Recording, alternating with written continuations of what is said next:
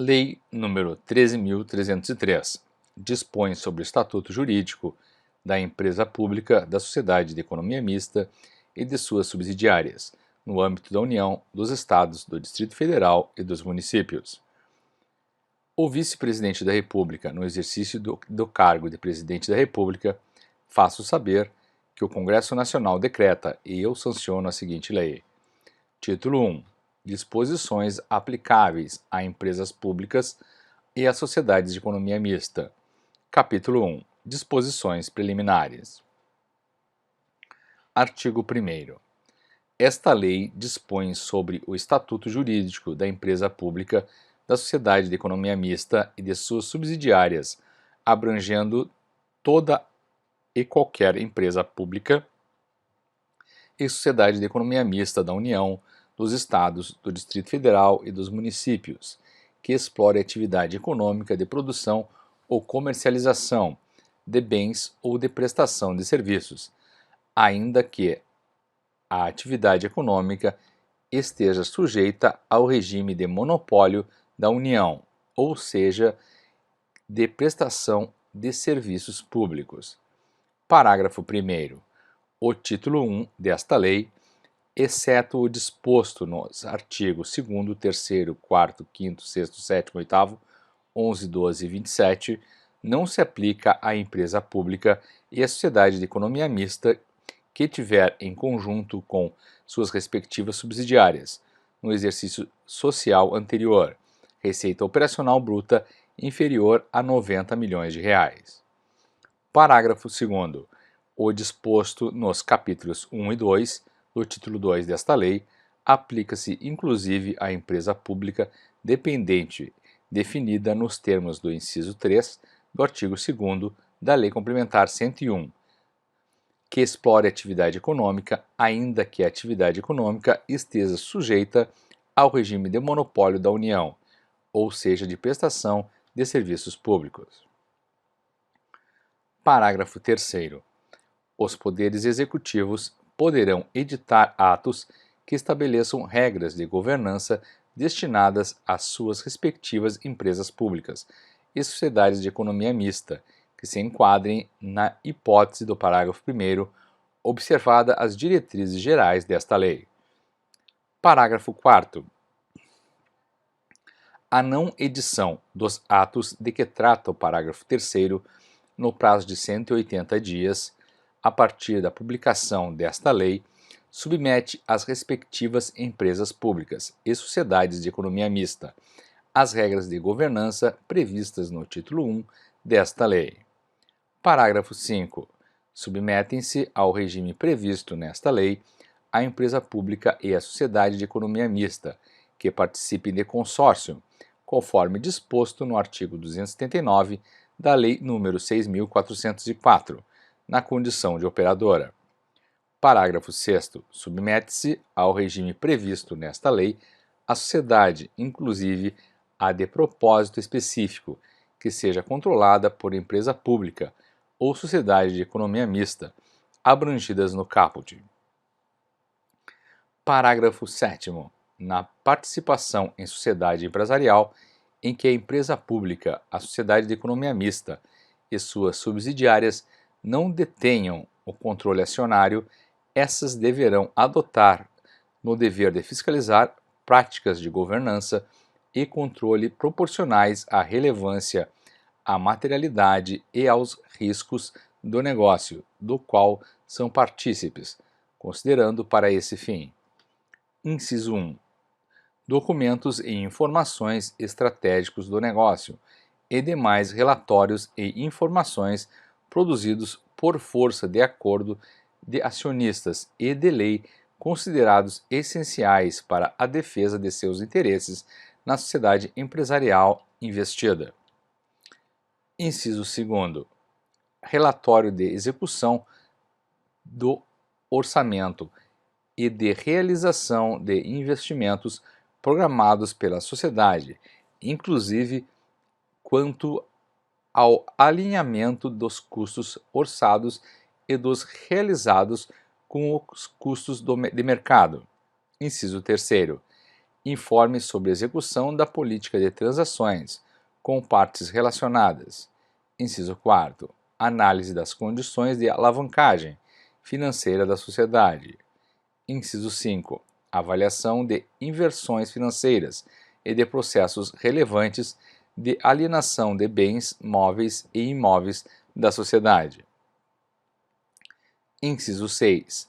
Relatório de risco das contratações para execução de obras, fornecimento de bens e prestação de serviços relevantes para os interesses da investidora. Inciso 7. Informe sobre a execução de projetos relevantes para os interesses da investidora. Inciso 8. Relatório de cumprimento nos negócios da sociedade de condicionantes socioambientais estabelecidas pelos órgãos ambientais. Inciso 9. Avaliação das necessidades de novos aportes na sociedade e dos possíveis riscos de redução da rentabilidade esperada do negócio. Inciso 10. Qualquer outro relatório, documento ou informação produzido pela sociedade empresarial investida, considerado relevante para o cumprimento do comando constante do caput. Artigo 2º. A exploração de atividade econômica pelo Estado será exercida por meio de empresa pública de sociedade de economia mista e de suas subsidiárias. Parágrafo 1º. A constituição da empresa pública e de sociedade de economia mista dependerá de prévia autorização legal, que indique de forma clara relevante interesse coletivo ou imperativo de segurança nacional nos termos do caput do artigo 173 da Constituição Federal. Parágrafo 2º.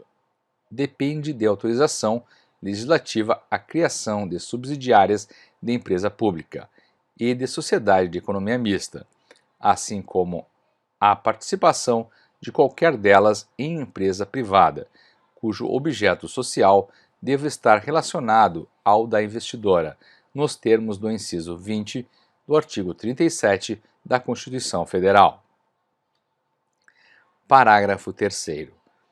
A autorização para participação em empresa privada prevista no parágrafo 2º não se aplica a operações de tesouraria, adjudicação de ações em garantia e participações autorizadas pelo Conselho de Administração, em linha com o plano de negócios da empresa pública, da sociedade de economia mista e de suas respectivas subsidiárias. Artigo 3º. Empresa pública é a entidade dotada de personalidade jurídica de direito privado, com criação autorizada por lei e com patrimônio próprio, cujo capital social é integralmente detido pela União, pelos Estados, pelo Distrito Federal e pelos municípios. Parágrafo único. Desde que a maioria do capital votante permaneça em propriedade da União, do Estado, do Distrito Federal e do município, será admitida no capital da empresa pública a participação de outras pessoas jurídicas de direito público interno, bem como de entidades da administração indireta da União, dos Estados, do Distrito Federal e dos municípios.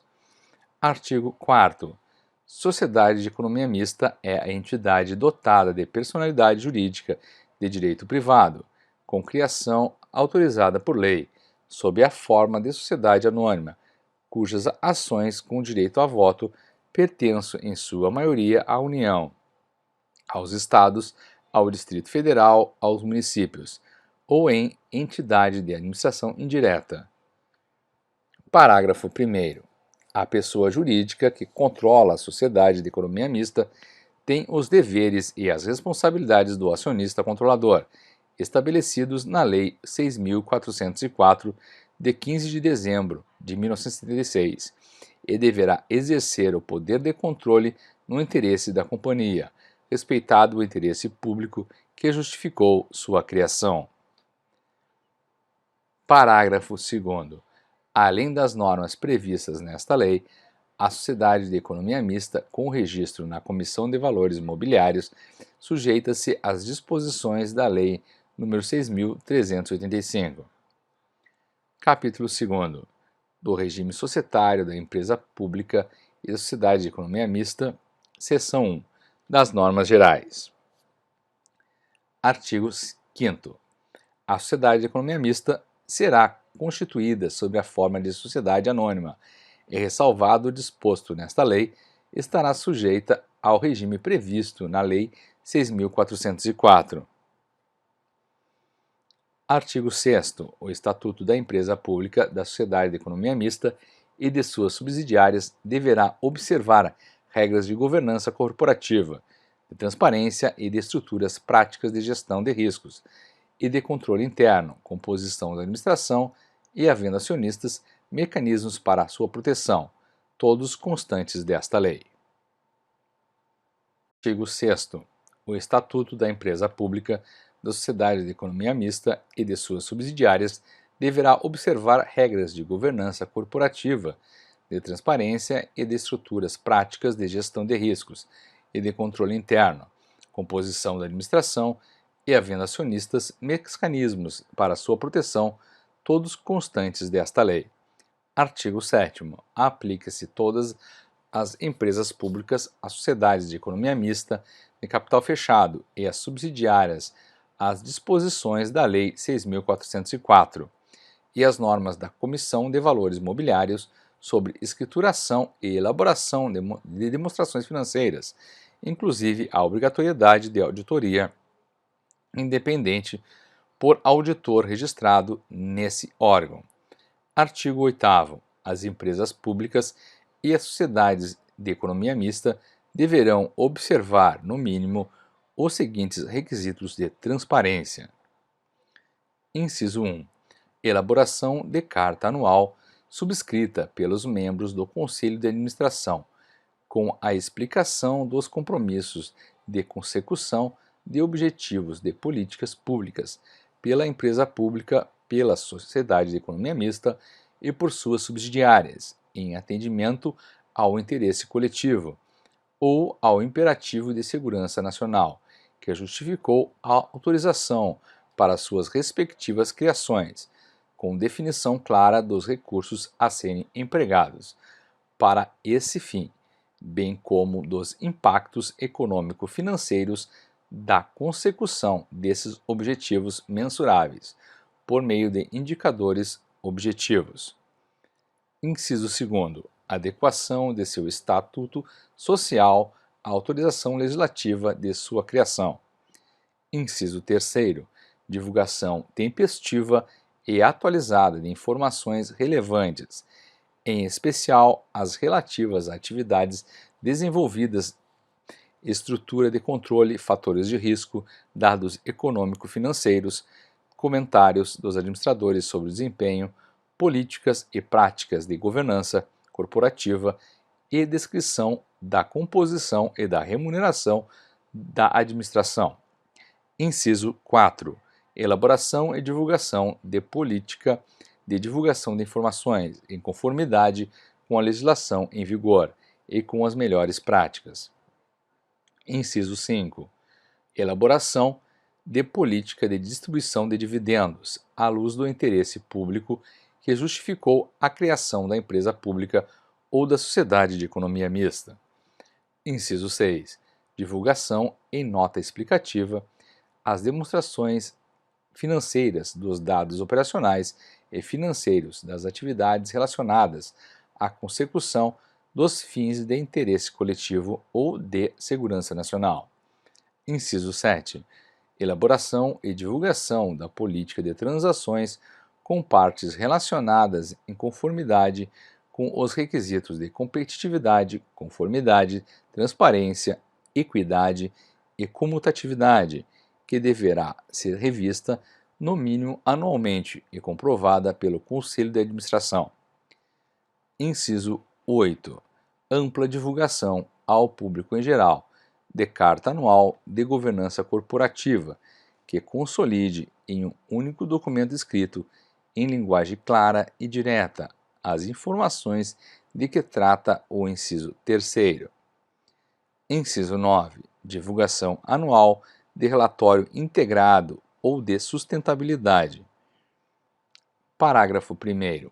O interesse público da empresa pública e da sociedade de economia mista, respeitada as razões que motivaram a autorização legislativa, manifesta-se por meio do alinhamento entre seus objetivos e aqueles de políticas públicas, na forma explicitada na Carta Anual, a que se refere o inciso 1º do caput. Parágrafo 2º.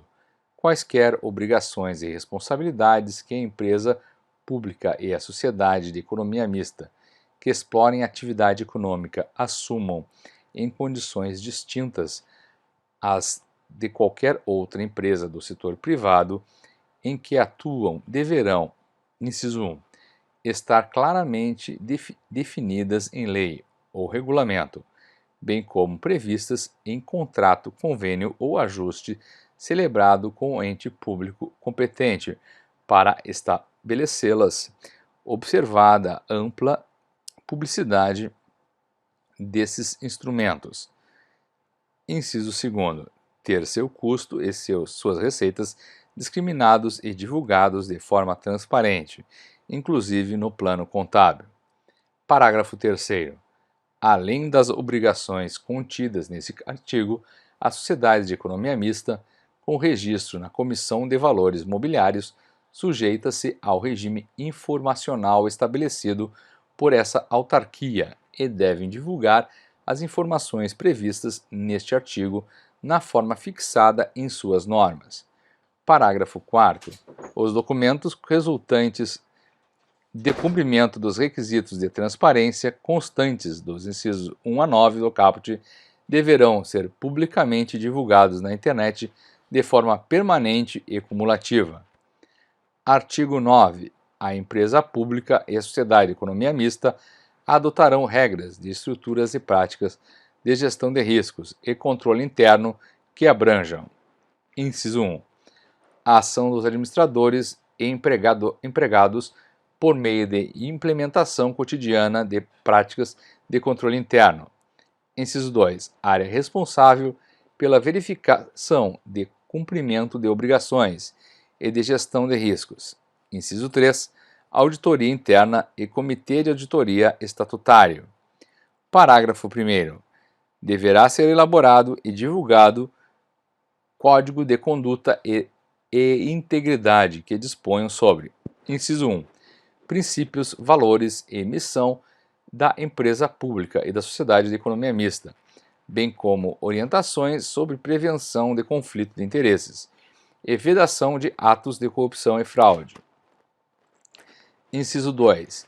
Instâncias internas responsáveis pela atualização e aplicação do Código de Conduta e Integridade. Inciso 3. Canal de denúncias que possibilite o recebimento de denúncias internas e externas relativas ao descumprimento do Código de Conduta e Integridade e das demais normas internas de ética e obrigacionais. Inciso 4. Mecanismo de proteção que impeçam qualquer espécie de retaliação à pessoa que utilize o canal de denúncias. Inciso 5. Sanções aplicáveis em caso de violação às regras do Código de Conduta e Integridade. Inciso 6. Previsão de treinamento periódico, no mínimo anual, sobre o Código de Conduta e Integridade a empregados e administradores sobre a política de gestão de riscos a administradores. Parágrafo 2º. A área responsável pela verificação de cumprimento de obrigações e de gestão de riscos deverá ser vinculada ao diretor-presidente e liderada por diretor estatutário, devendo o Estatuto Social prever as atribuições da área, bem como estabelecer mecanismos que assegurem atuação independente. Parágrafo 3º. A auditoria interna deverá: inciso 1. Ser vinculada ao Conselho de Administração, diretamente ou por meio de comitê de auditoria estatutário. Inciso 2. Ser responsável por aferir a adequação do controle interno à efetividade do gerenciamento dos riscos e dos processos de governança, e a confiabilidade do processo de coleta, mensuração, classificação, acumulação, registro e divulgação de eventos e transações visando ao preparo de demonstrações financeiras. Parágrafo 4º. O Estatuto Social deverá prever ainda a possibilidade de que a área de compliance se reporte diretamente ao Conselho de Administração, em situações em que se suspeite do envolvimento do diretor-presidente em irregularidades, ou quando este se furtar à obrigação de adotar medidas necessárias em relação à situação a ele relatada. Artigo 10. A empresa pública e a sociedade de economia mista deverão criar comitê estatutário para verificar a conformidade do processo de indicação e de avaliação de membros para o Conselho de Administração e para o Conselho Fiscal, com competência para auxiliar o acionista controlador na indicação desses membros. Parágrafo único. Devem ser divulgadas as atas das reuniões do Comitê Estatutário referido no caput, realizadas com o fim de verificar cumprimento pelos membros indicados dos requisitos definidos na política de indicação, devendo ser registradas as eventuais manifestações divergentes de conselheiros. Artigo 10. A empresa pública e a sociedade de economia mista deverão criar comitê estatutário para verificar a conformidade do processo de indicação e de avaliação de membros para o Conselho de Administração e para o Conselho Fiscal, com competência para auxiliar o acionista controlador na indicação desses membros. Parágrafo único. Devem ser divulgadas as atas das reuniões do Comitê Estatutário referido no caput, realizadas com o fim de verificar o cumprimento pelos membros indicados dos requisitos definidos na política de indicação, devendo ser registradas as eventuais manifestações divergentes de conselheiros. Artigo 11. A empresa pública não poderá, inciso 1, lançar debêntures ou outros títulos ou valores mobiliários, conversíveis em ações. Inciso 2. Emitir partes beneficiárias. Artigo 12. A empresa pública e a sociedade de economia mista deverão: inciso 1. Divulgar toda e qualquer forma de remuneração dos administradores. Inciso 2. Adequar constantemente suas práticas ao Código de Conduta e Integridade e a outras regras de boa prática de governança corporativa, na forma estabelecida na regulamentação desta lei. Parágrafo único. A sociedade de economia mista poderá solucionar, mediante arbitragem, as divergências entre acionistas e a sociedade, ou entre acionistas controladores e acionistas minoritários, nos termos previstos em seu Estatuto Social. Artigo 13. A lei que autorizar a criação da empresa pública e da sociedade de economia mista deverá dispor sobre as diretrizes e restrições a serem consideradas na elaboração do Estatuto da Companhia, em especial sobre: inciso 1. Constituição e funcionamento do Conselho de Administração, observados o número mínimo de 7 e o número máximo de 11 membros. Inciso 2. Requisitos específicos para o exercício do cargo de diretor, observado o número mínimo de 3 diretores. Inciso 3. A avaliação de desempenho individual e coletivo de periodicidade anual dos administradores e dos membros de comitês, observados os seguintes quesitos mínimos. Alínea A. Exposição dos atos de gestão praticados quanto à licitude e à eficácia da ação administrativa. Alínea B. Contribuição para o resultado do exercício. Alínea C. Consecução dos objetivos estabelecidos no plano de negócios e atendimento à estratégia de longo prazo. Inciso 4. Constituição e funcionamento do Conselho Fiscal, que exercerá suas atribuições de modo permanente. Inciso 5. Constituição e funcionamento do Comitê de Auditoria Estatutário. Inciso 6. Prazo de gestão dos membros do Conselho de Administração e dos indicados para o cargo de diretor, que será unificado e não superior a 2 anos, sendo permitidas, no máximo, 3 reconduções consecutivas. Inciso 8. Prazo de gestão dos membros do Conselho Fiscal não superior a 2 anos, permitidas 2 reconduções consecutivas. Seção 2. Do acionista controlador. Artigo 14. O acionista controlador da empresa pública e da sociedade de economia mista deverá: inciso 1. Fazer constar do Código de Conduta e Integridade aplicável à alta administração a vedação à divulgação, sem autorização do órgão competente da empresa pública ou da sociedade de economia mista, de informações que possa causar impacto na cotação dos títulos da empresa pública e da sociedade de economia mista e em suas relações com o mercado ou com consumidores e fornecedores. Inciso 2. Preservar a independência do Conselho de Administração no exercício de suas funções.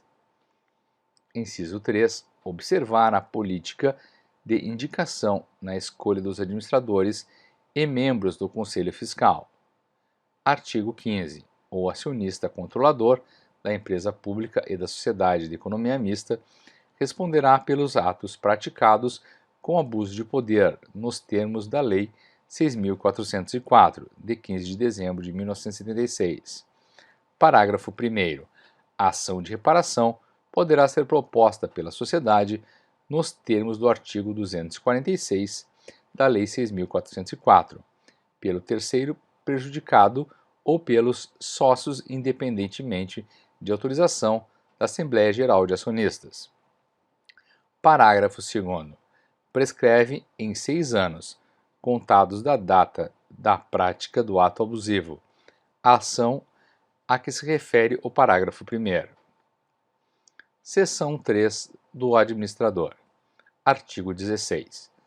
Sem prejuízo do disposto nesta lei, o administrador de empresa pública e de sociedade de economia mista é submetido às normas previstas na Lei 6.404. Parágrafo único. Consideram-se administradores da empresa pública e da sociedade de economia mista os membros do Conselho de Administração e da Diretoria. Artigo 17. Os membros do Conselho de Administração e os indicados para os cargos de diretor, inclusive presidente, diretor-geral e diretor-presidente, serão escolhidos entre cidadãos de reputação ilibada e de notório conhecimento, devendo ser atendidos alternativamente um dos requisitos das alíneas A, B e C do inciso 1 e cumulativamente os requisitos dos incisos 2 e 3. Inciso 1. Ter experiência profissional de no mínimo a linha A, 10 anos no setor público ou privado, na área de atuação da empresa pública ou da sociedade de economia mista, ou em área conexa àquela para a qual forem indicados em função de direção superior, ou, a linha B, 4 anos ocupando pelo menos um dos seguintes cargos. 1. Cargo de direção ou chefia superior em empresa de porte ou objeto social semelhante ao da empresa pública ou da sociedade de economia mista, entendendo-se como cargo de chefia superior aquele situado nos 2 níveis hierárquicos não estatutários mais altos da empresa. 2. Cargo em comissão ou função de confiança equivalente à das 4 ou superior no setor público. 3. Cargo de docente ou de pesquisador em áreas de atuação da empresa pública ou da sociedade de economia mista. A linha C. 4 anos de experiência como profissional liberal em atividade direta ou indireta vinculada à área de atuação da empresa pública ou sociedade de economia mista. Inciso 2.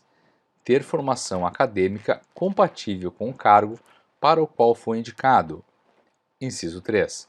Não se enquadrar nas hipóteses de inelegibilidade previstas nas alíneas do inciso 1 do caput do artigo 1º da Lei Complementar, número 64, com as alterações introduzidas pela Lei Complementar número 135. Parágrafo 1º. O Estatuto da Empresa Pública da Sociedade de Economia Mista e de suas subsidiárias poderá dispor sobre a contratação de seguro de responsabilidade civil pelos administradores. Parágrafo 2º. É vedada a indicação para o Conselho de Administração e para a diretoria. Inciso 1. De representante do órgão regular, ao qual a empresa pública ou sociedade de economia mista está sujeita, de ministro de Estado, de secretário de Estado, de secretário municipal, de titular de cargo sem vínculo permanente com o serviço público, de natureza especial ou de direção e assessoramento superior na administração pública, de dirigente estatutário de partido político e de titular de mandato ou mandato no Poder Legislativo de qualquer ente da Federação, ainda que licenciados do cargo. Inciso 2. De pessoa que atuou nos últimos 36 meses como participante de estrutura decisória de partido político ou em trabalho vinculado à organização, estruturação e à realização de campanha eleitoral. Inciso 3. De pessoa que exerça cargo em organização sindical. Inciso 4. De pessoa que tenha firmado contrato ou parceria, como fornecedor ou comprador, demandante ou ofertante, de bens ou serviços de qualquer natureza, com a pessoa político-administrativa controladora da empresa pública ou da sociedade de economia mista, ou com a própria empresa ou sociedade em período inferior a 3 anos antes da data de nomeação. Inciso 5. De pessoa que tenha ou possa ter qualquer forma de conflito de interesse com a pessoa político-administrativa controladora da empresa pública ou da sociedade de economia mista ou com a própria empresa ou sociedade. Parágrafo 3º. A vedação prevista no inciso 1 do parágrafo 2º estende-se também aos parentes consanguíneos ou afins até o 3º grau das pessoas nele mencionadas. Parágrafo 4º. Os administradores eleitos devem participar na posse e anualmente de treinamentos específicos sobre legislação societária e de mercado de capitais, divulgação de informações, controle interno, código de conduta, a Lei 12.846, Lei da Anticorrupção e demais temas relacionados às atividades da empresa pública ou da sociedade de economia mista. Parágrafo 5. Os requisitos previstos no inciso 1 do caput poderão ser dispensados no caso de indicação de empregado da empresa pública ou da sociedade de economia mista para cargo de administrador ou como membro de comitê, desde que atendidos os seguintes quesitos mínimos. Inciso 1. Empregado tenha ingressado na empresa pública ou na sociedade de economia mista por meio de concurso público de provas ou de provas e títulos. Inciso 2. O empregado tenha mais de 10 anos de trabalho efetivo na empresa pública ou na sociedade de economia mista. Inciso 3. O empregado tenha ocupado cargo na gestão superior da empresa pública ou da sociedade de economia mista, comprovando sua capacidade para assumir as responsabilidades dos cargos de que trata o caput. Seção 4 do Conselho de Administração. Artigo 18. Sem prejuízo das competências previstas no artigo 142 da Lei 6.404 e das demais atribuições previstas nesta lei, compete ao Conselho de Administração. Inciso 1. Discutir, aprovar e monitorar decisões envolvendo práticas de governança corporativa, relacionamento com partes interessadas, política de gestão de pessoas e código de conduta dos agentes. Inciso 2. Implementar e supervisionar os sistemas de gestão de riscos e de controle interno, estabelecidos para a prevenção e mitigação dos principais riscos a que está exposta a empresa pública ou a sociedade de economia mista, inclusive os riscos relacionados à integridade das informações contábeis e financeiras e os relacionados à ocorrência de corrupção e fraude. Inciso 3. Estabelecer políticas de porta-vozes visando a eliminar risco de contradição entre informações de diversas áreas e as dos executivos da empresa pública ou da sociedade de economia mista. Inciso 4. Avaliar os diretores da empresa pública ou da sociedade de economia mista, nos termos do inciso 3º do artigo 13, podendo contar com apoio metodológico e procedimental do Comitê Estatutário referido no artigo 10.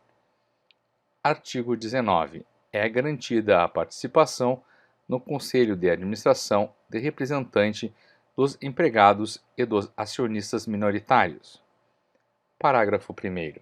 As normas previstas na Lei nº 12.353 aplicam-se à participação de empregados no Conselho de Administração da empresa pública, da sociedade de economia mista e de suas subsidiárias e controladas e demais empresas em que a União, direta ou indiretamente, detenha a maioria do capital social com direito a voto. Parágrafo 2º. É assegurado aos acionistas minoritários o direito de eleger um conselheiro, se maior número não lhes couber pelo processo de voto múltiplo previsto na Lei 6.404. Artigo 20. É vedada a participação remunerada de membros da administração pública, direta ou indireta, em mais de 2 conselhos, de administração ou fiscal, de empresa pública, de sociedade de economia mista ou de suas subsidiárias. Seção 5. Do membro independente do Conselho de Administração. Artigo 22. O Conselho de Administração deve ser composto, no mínimo, por 25% de membros independentes, ou por pelo menos um, caso haja decisão pelo exercício da faculdade do voto múltiplo pelos acionistas minoritários, nos termos do artigo 141 da Lei 6.404. Parágrafo 1º. O conselheiro independente caracteriza-se por: inciso 1. Não ter qualquer vínculo com a empresa pública ou a sociedade de economia mista, exceto participação de capital. Inciso 2. Não ser cônjuge ou parente consanguíneo, ou afim, até o 3º grau, ou por adoção, de chefe do Poder Executivo, de ministro de Estado, de secretário de Estado ou município, ou de administrador da empresa pública ou da sociedade de economia mista. Inciso 3º.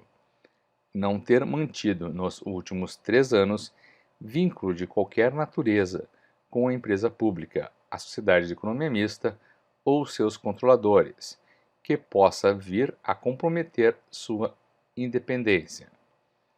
Inciso 4º. Não ser ou não ter sido, nos últimos 3 anos, empregado ou diretor da empresa pública de sociedade de economia mista, ou de sociedade controlada, coligada ou subsidiária da empresa pública ou da sociedade de economia mista, exceto se o vínculo for exclusivamente com instituições públicas de ensino ou pesquisa. Inciso 5. Não ser fornecedor ou comprador, direto ou indireto, de serviços ou produtos da empresa pública ou da sociedade de economia mista, de modo a implicar perda de independência. Inciso 6. Não ser funcionário ou administrador de sociedade ou entidade que esteja oferecendo ou demandando serviços ou produtos à empresa pública ou à sociedade de economia mista, de modo a implicar perda de independência. Inciso 7. Não receber outra remuneração da empresa pública ou da sociedade de economia mista, além daquela relativa ao cargo de conselheiro, à exceção de proventos em dinheiro oriundos de participação no capital. Parágrafo 2º. Quando, em decorrência da observância do percentual mencionado no caput, resultar número fracionário de conselheiros, proceder-se-á ao arredondamento para o número inteiro. Inciso 1º. Imediatamente superior, quando a fração for igual ou superior a 5 décimos. Inciso 2º. Imediatamente inferior, quando a fração for inferior a 5 décimos. Parágrafo 3º. Não serão consideradas para o computo das vagas destinadas a membros independentes aquelas ocupadas pelos conselheiros eleitos por empregados, nos termos do parágrafo 1º do artigo 19. Parágrafo 4º. Serão consideradas para o computo das vagas destinadas a membros independentes aquelas ocupadas pelos conselheiros eleitos por acionistas minoritários, nos termos do parágrafo 2º do artigo 19. Seção 6. Da diretoria. Artigo 23. É condição para investidura em cargo de diretoria da empresa pública e da sociedade de economia mista a assunção de compromisso com metas e resultados específicos a serem alcançados, que deverá ser aprovado pelo Conselho de Administração, a quem incumbe fiscalizar seu cumprimento. Parágrafo 1º. Sem prejuízo do disposto no caput, a diretoria deverá apresentar até a última reunião ordinária do Conselho de Administração do ano anterior a quem compete sua aprovação. Inciso 1. Plano de negócios para o exercício anual seguinte. Inciso 2. Estratégia de longo prazo atualizada com análise de riscos e oportunidades para, no mínimo, os próximos 5 anos. Parágrafo 2º. Compete ao Conselho de Administração, sob pena de seus integrantes responderem por omissão, promover anualmente análise de atendimento das metas e resultados na execução do plano de negócios e da estratégia de longo prazo, devendo publicar suas conclusões e informá-las ao Congresso Nacional, às Assembleias Legislativas, à Câmara Legislativa do Distrito Federal, ou às câmaras municipais e os respectivos tribunais de contas, quando houver. Parágrafo 3º. Excluem-se da obrigação de publicação a que se refere o parágrafo 2º as informações de natureza estratégica, cuja divulgação possa ser comprovadamente prejudicial ao interesse da empresa pública ou da sociedade de economia mista. Seção 7. Do Comitê de Auditoria Estatutário. Artigo 24. A empresa pública e a sociedade de economia mista deverão possuir em sua estrutura societária Comitê de Auditoria Estatutário, como órgão auxiliar do Conselho de Administração, ao qual se reportará diretamente. Parágrafo 1º. Competirá ao Comitê de Auditoria Estatutário, sem prejuízo de outras competências previstas no Estatuto da Empresa Pública, ou da sociedade de economia mista. Inciso 1. Opinar sobre a contratação e destituição de auditor independente. Inciso 2. Supervisionar as atividades dos auditores independentes, avaliando sua independência, a qualidade dos serviços prestados e a adequação de tais serviços às necessidades da empresa pública ou da sociedade de economia mista. Inciso 3. Supervisionar as atividades desenvolvidas nas áreas de controle interno, de auditoria interna e de elaboração das demonstrações financeiras da empresa pública ou da sociedade de economia mista. Inciso 4. Monitorar a qualidade e a integridade dos mecanismos de controle interno, das demonstrações financeiras e das informações e mediações divulgadas pela empresa pública ou pela sociedade de economia mista. Inciso 5. Avaliar e monitorar exposições de risco da empresa pública ou da sociedade de economia mista, podendo requerer, entre outras informações detalhadas, sobre políticas e procedimentos referentes a linha A. Remuneração da administração. A linha B. Utilização de ativos da empresa pública ou da sociedade de economia mista. A linha C. Gastos incorridos em nome da empresa pública ou da sociedade de economia mista. Inciso 6. Avaliar e monitorar, em conjunto com a administração e a área de auditoria interna, a adequação das transações com partes relacionadas. Inciso 7. Elaborar relatório anual com informações sobre as atividades, os resultados, as conclusões e as recomendações do Comitê de Auditoria Estatutário, registrando, se houver, as divergências significativas entre administração, auditoria independente e Comitê de Auditoria Estatutária, em relação às demonstrações financeiras. Inciso 8. Avaliar a razoabilidade dos parâmetros em que se fundamentam os cálculos atuariais, bem como o resultado atuarial dos planos de benefícios mantidos pelo fundo de pensão, quando a empresa pública ou a sociedade de economia mista for patrocinadora de entidade fechada de previdência complementar. Parágrafo 2º. O Comitê de Auditoria Estatutário deverá possuir meios para receber denúncias, inclusive sigilosas, internas e externas, à empresa pública ou à sociedade de economia mista, em matérias relacionadas ao escopo de suas atividades. Parágrafo 3º. O Comitê de Auditoria Estatutário deverá se reunir, quando necessário, no mínimo bimestralmente, de modo que as informações contábeis sejam sempre apreciadas antes de sua divulgação. Parágrafo 4º. A empresa pública e a sociedade de economia mista deverão divulgar as atas das reuniões do Comitê de Auditoria Estatutário. Parágrafo 5º. Caso o Conselho de Administração considere que a divulgação da ata possa pôr em risco interesse legítimo da empresa pública ou da sociedade de economia mista, a empresa pública ou a sociedade de economia mista divulgará apenas o extrato das atas. Parágrafo 6º.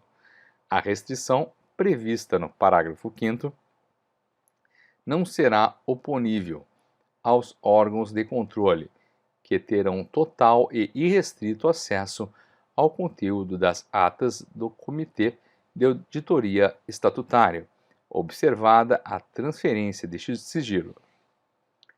Parágrafo 7º. O Comitê de Auditoria Estatutário deverá possuir autonomia operacional e dotação orçamentária anual ou por projeto, dentro de limites aprovados pelo Conselho de Administração, para conduzir ou determinar a realização de consultas, avaliações e investigações dentro do escopo de suas atividades, inclusive com a contratação e utilização de especialistas externos independentes. Artigo 25. O Comitê de Auditoria Estatutário será integrado por no mínimo 3 e no máximo 5 membros, em sua maioria independentes. Parágrafo 1º. São condições mínimas para integrar o Comitê de Auditoria Estatutário. Inciso 1. Não ser ou ter sido, nos 12 meses anteriores à nomeação para o comitê, linear diretor, empregado ou membro do Conselho Fiscal da empresa pública ou sociedade de economia mista, ou de sua controladora, controlada, coligada ou sociedade em controle comum, direta ou indireta. A linha B. Responsável técnico, diretor, gerente, supervisor ou qualquer outro integrante com função de gerência de equipe envolvida nos trabalhos de auditoria na empresa pública ou sociedade de economia mista. Inciso 2º. Não ser cônjuge ou parente consanguíneo ou afim até segundo grau ou por adoção das pessoas referidas no inciso 1. Inciso 3. Não receber qualquer outro tipo de remuneração da empresa pública ou sociedade de economia mista ou de sua controladora, controlada, coligada ou sociedade em controle comum, direta ou indireta, que não seja aquela relativa à função de integrante do Comitê de Auditoria Estatutário. Inciso 4. Não ser ou ter sido ocupante de cargo público efetivo, ainda que licenciado ou de cargo em comissão, da pessoa jurídica de direito público que exerça o controle acionário da empresa pública ou sociedade de economia mista nos 12 meses anteriores à nomeação para o Comitê de Auditoria Estatutária. Parágrafo 2º. Ao menos um dos membros do Comitê de Auditoria Estatutário deve ter reconhecida experiência em assuntos de contabilidade societária. Parágrafo 3º. O atendimento às previsões deste artigo deve ter comprovado por meio de documentação mantida na sede da empresa pública ou sociedade de economia mista pelo prazo mínimo de 5 anos, contado a partir do último dia de mandato do membro do Comitê de Auditoria Estatutário.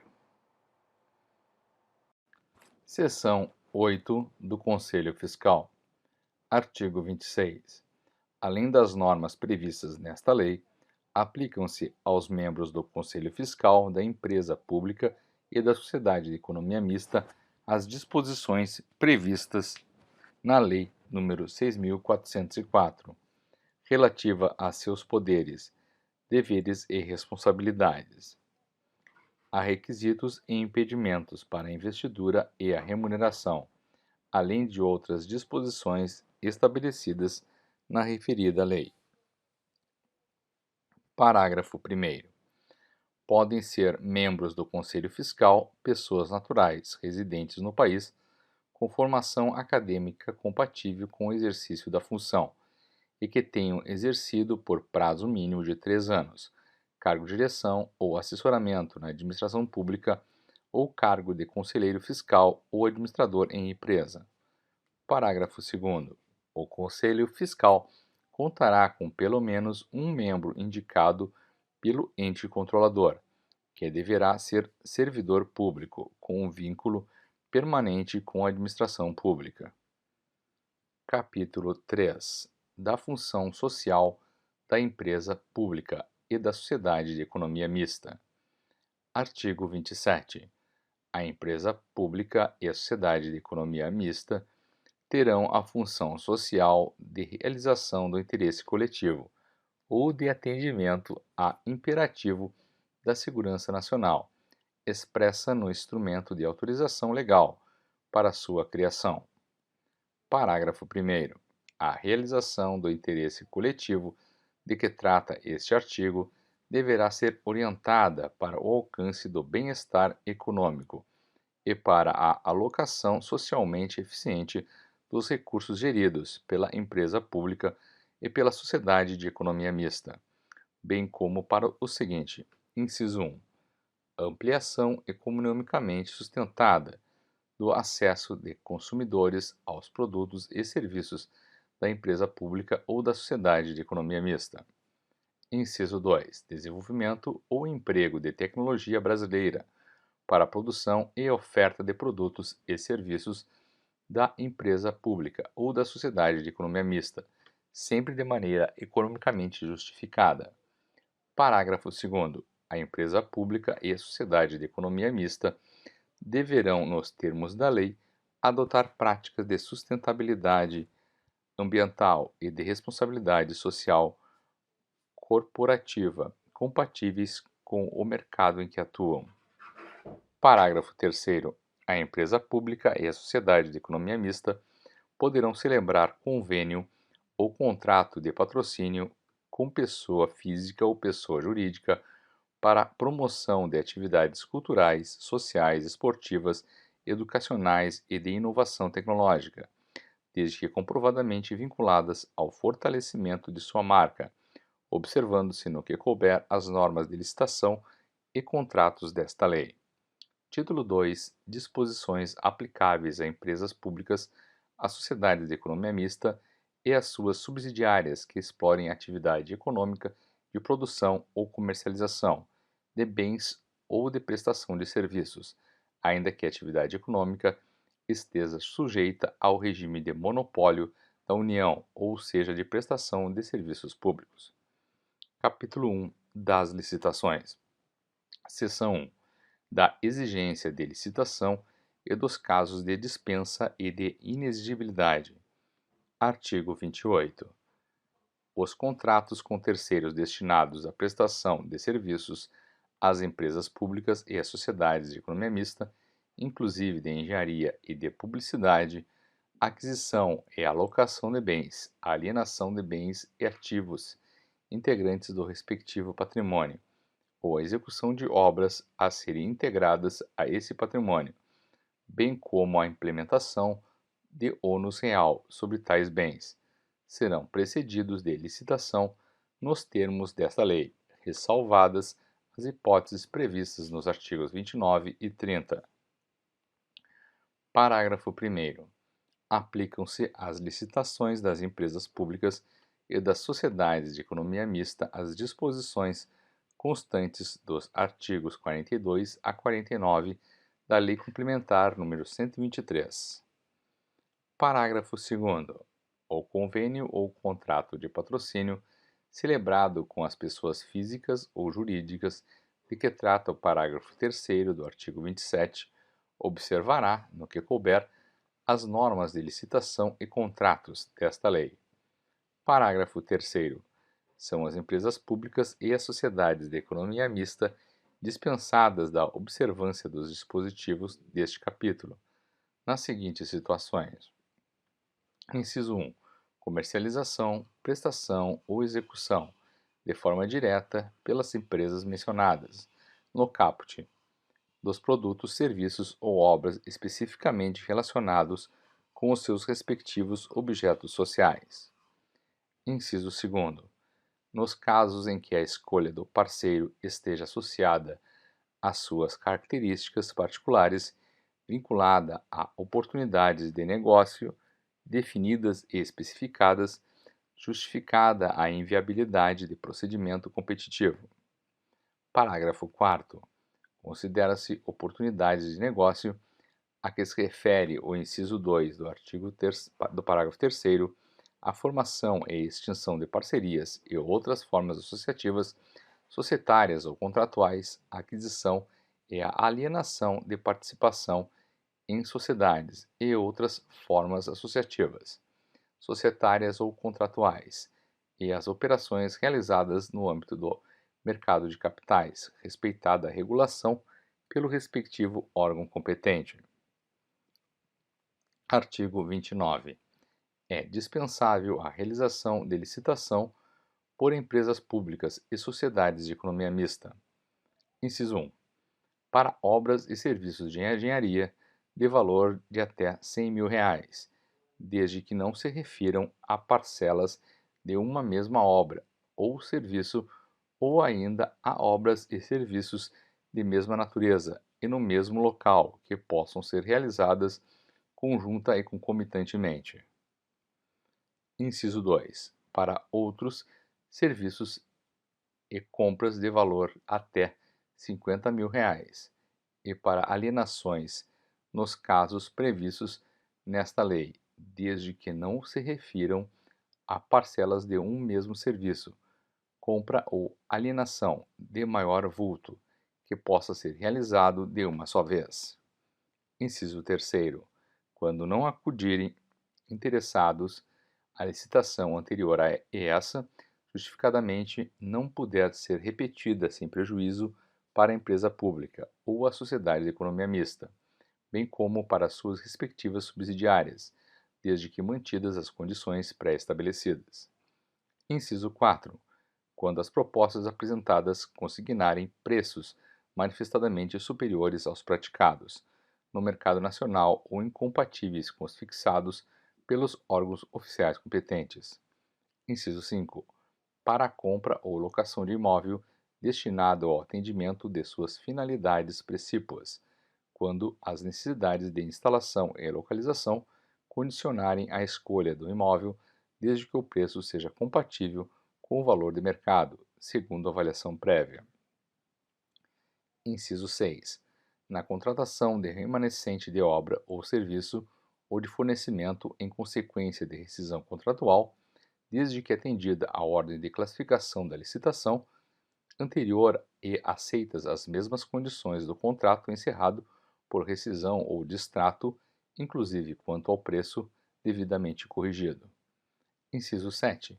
Na contratação de instituição brasileira incumbida regimental ou estatutariamente da pesquisa, do ensino ou do desenvolvimento institucional, ou de instituição dedicada à recuperação social do preso, desde que contratada detenha inquestionável reputação ético-profissional e não tenha fins lucrativos. Inciso 8. Para aquisição de componentes ou peças de origem nacional ou estrangeira, necessários à manutenção de equipamentos durante o período de garantia técnica junto ao fornecedor original desses equipamentos, quando tal condição de exclusividade for indispensável para a vigência da garantia. Inciso 9. Na contratação de associação de pessoas com deficiência física, sem fins lucrativos e de comprovada idoneidade para a prestação de serviços ou fornecimento de mão de obra, desde que o preço contratado seja compatível com o praticado no mercado. Inciso 10. Na contratação de concessionário, permissionário ou autorizado para fornecimento ou suprimento de energia elétrica ou gás natural e de outras prestadoras de serviço público, segundo as normas de legislação específica, desde que o objeto do contrato tenha pertinência com o serviço público. Inciso 11. Nas contratações entre empresas públicas ou sociedades de economia mista e suas respectivas subsidiárias para aquisição ou alienação de bens e prestação ou obtenção de serviços, desde que os preços sejam compatíveis com os praticados no mercado e que o objeto do contrato tenha relação com a atividade já contratada prevista em seu estatuto social. Inciso 12.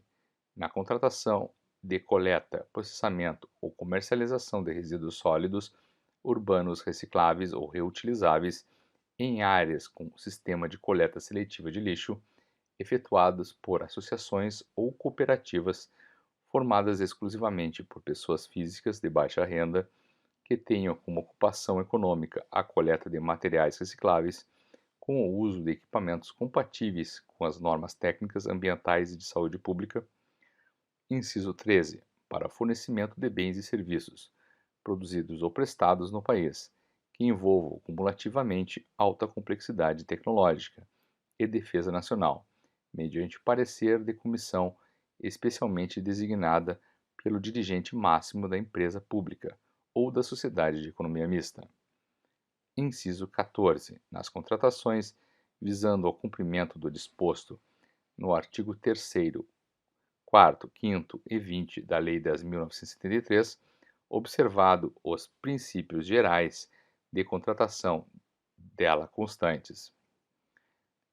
Inciso 15. Em situações de emergência, quando caracterizada a urgência de atendimento de situações que possa ocasionar prejuízo ou comprometer a segurança de pessoas, obras, serviços, equipamentos e outros bens públicos ou particulares, e somente para os bens necessários ao atendimento da situação emergencial, e para as parcelas de obras e serviços que possam ser concluídas no prazo máximo de 180 dias consecutivos e ininterruptos, contado da ocorrência da emergência, vedada a prorrogação dos respectivos contratos, observado o disposto no parágrafo 2º.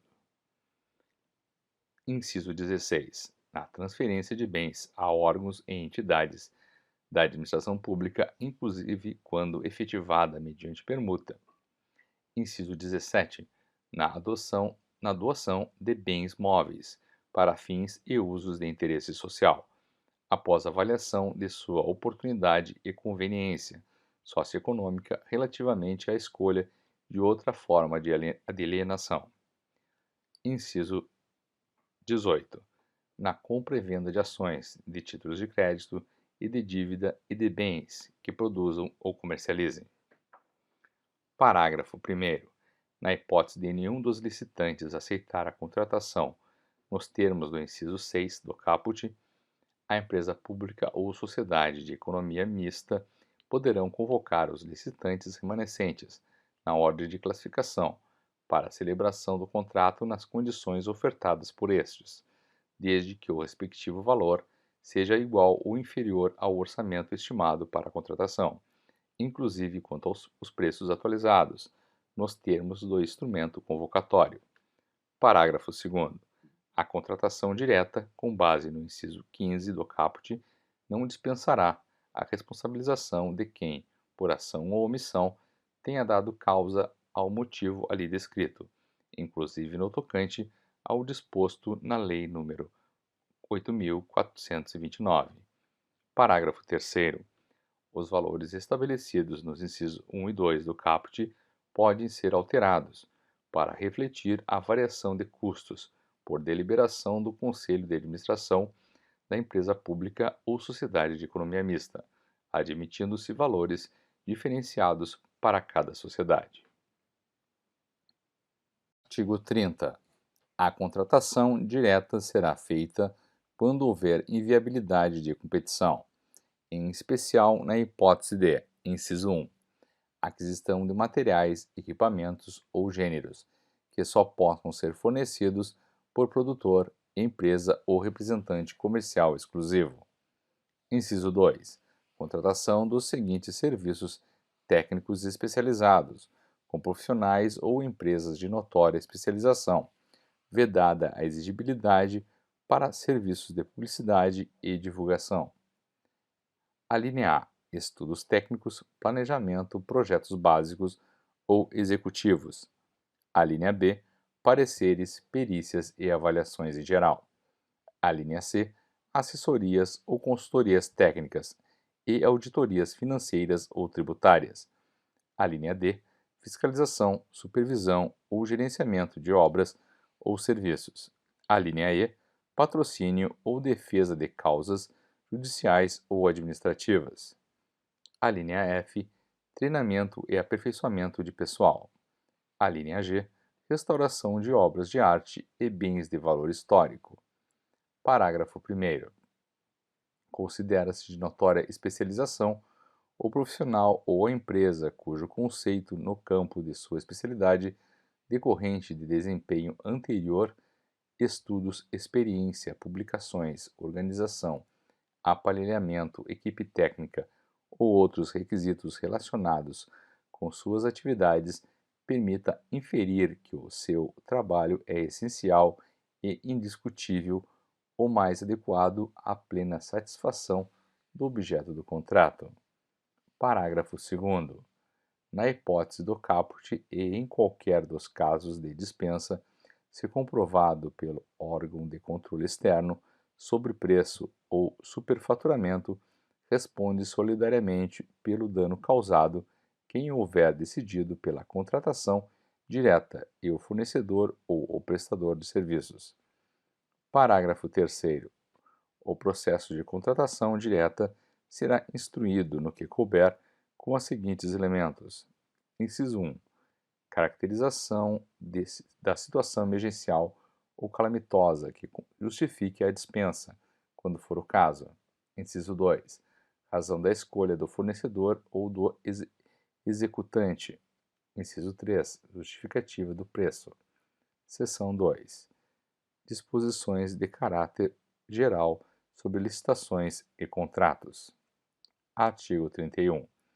As licitações realizadas e os contratos celebrados por empresas públicas e sociedades de economia mista destinam-se a assegurar a seleção da proposta mais vantajosa, inclusive no que se refere ao ciclo de vida do objeto e a evitar operações em que se caracterize sobrepreço ou superfaturamento, devendo observar os princípios da impessoalidade, da moralidade, da igualdade, da publicidade, da eficiência, da probidade administrativa, da economicidade, do desenvolvimento nacional sustentável, da vinculação ao instrumento convocatório, da obtenção de competitividade e do julgamento objetivo. Parágrafo 1º. Para os fins do disposto no caput, considera-se que há: inciso 1.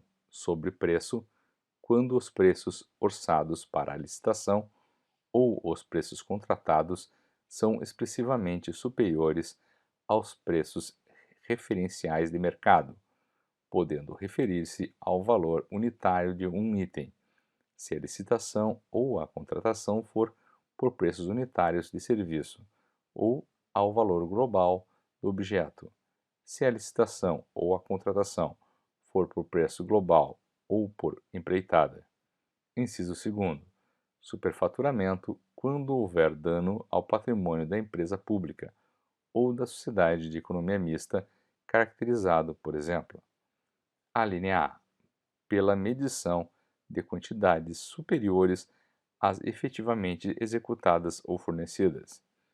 A linha B, pela deficiência na execução de obras e serviços de engenharia que resulte em diminuição da qualidade da vida útil ou da segurança. A linha C, por alterações no orçamento de obras e de serviços de engenharia que causem o desequilíbrio econômico-financeiro do contrato em favor do contratado. A linha D, por outras alterações de cláusulas financeiras que gerem recebimentos contratuais antecipados, distorção do cronograma físico-financeiro, prorrogação injustificada do prazo contratual com custos adicionais para a empresa pública ou sociedade de economia mista ou reajuste irregular de preços. Parágrafo 2º. O orçamento de referência do custo global de obras e serviços de engenharia deverá ser obtido a partir de custos unitários de insumos ou serviços menores ou iguais à mediana de seus correspondentes no Sistema Nacional de Pesquisa de Custos e Índices da Construção Civil, no caso de construção civil em geral, ou no Sistema de Custos Referenciais de Obras SICRO, no caso de obras e serviços rodoviários, devendo ser observadas as peculiaridades geográficas. Parágrafo 3º. No caso de inviabilidade da definição dos custos, consoante o disposto no parágrafo 2º, a estimativa de custo global poderá ser apurada por meio da utilização de dados contidos em tabela de referência formalmente aprovada por órgãos ou entidades da administração pública federal em publicações técnicas especializadas em banco de dados e sistema específico instituído para o setor ou em pesquisa de mercado. Parágrafo 4º. A empresa pública e a sociedade de economia mista poderão adotar procedimento de manifestação de interesse privado para o recebimento de propostas e projetos de empreendimentos com vistas a atender necessidades previamente identificadas, cabendo o regulamento a definição de suas regras específicas. Parágrafo 5. Na hipótese a que se refere o parágrafo 4º, o autor ou financiador do projeto poderá participar da licitação para a execução do empreendimento, podendo ser ressarcido pelos custos aprovados pela empresa pública ou sociedade de economia mista, caso não vença o certame, desde que seja promovida a cessão de direitos de que trata o artigo 80. Artigo 32. Nas licitações e contratos de que trata esta lei, serão observadas as seguintes diretrizes. Inciso 1. Padronização do objeto da contratação, dos instrumentos convocatórios e das minutas de contratos, de acordo com normas internas específicas. Inciso 2. Busca da maior vantagem competitiva para a empresa pública ou sociedade de economia mista, considerando custos e benefícios, diretos e indiretos, de natureza econômica, social ou ambiental, inclusive os relativos à manutenção, ao desfazimento de bens e resíduos, ao índice de depreciação econômica e a outros fatores de igual relevância. Inciso 3. Parcelamento do objeto, visando a ampliar a participação de licitantes sem perda de economia de escala, e desde que não atinja valores inferiores aos limites estabelecidos no artigo 29, inciso 1 e 2. Inciso 4. Adoção preferencial da modalidade de licitação denominada pregão, instituída pela Lei 10.520, para a aquisição de bens e serviços comuns, assim considerados aqueles cujos padrões de desempenho e qualidade possam ser objetivamente definidos pelo edital, por meio de especificações usuais no mercado. Inciso 5. Observação da política de integridade nas transações com partes interessadas. Parágrafo 1º. As licitações e os contratos disciplinados por esta lei devem respeitar especialmente as normas relativas a: inciso 1. Disposição final ambientalmente adequada dos resíduos sólidos gerados pelas obras contratadas. Inciso 2. Mitigação dos danos ambientais, por meio de medidas condicionantes e de compensação ambiental, que serão definidas no procedimento de licenciamento ambiental. Inciso 3. Utilização de produtos, equipamentos e serviços que comprovadamente reduzam o consumo de energia e de recursos naturais. Inciso 4. Avaliação de impactos da vizinhança, na forma de legislação urbanística. Inciso 5. Proteção do patrimônio cultural, histórico, arqueológico e imaterial, inclusive por meio da avaliação do impacto direto ou indireto causado por investimentos realizados por empresas públicas e sociedades de economia mista.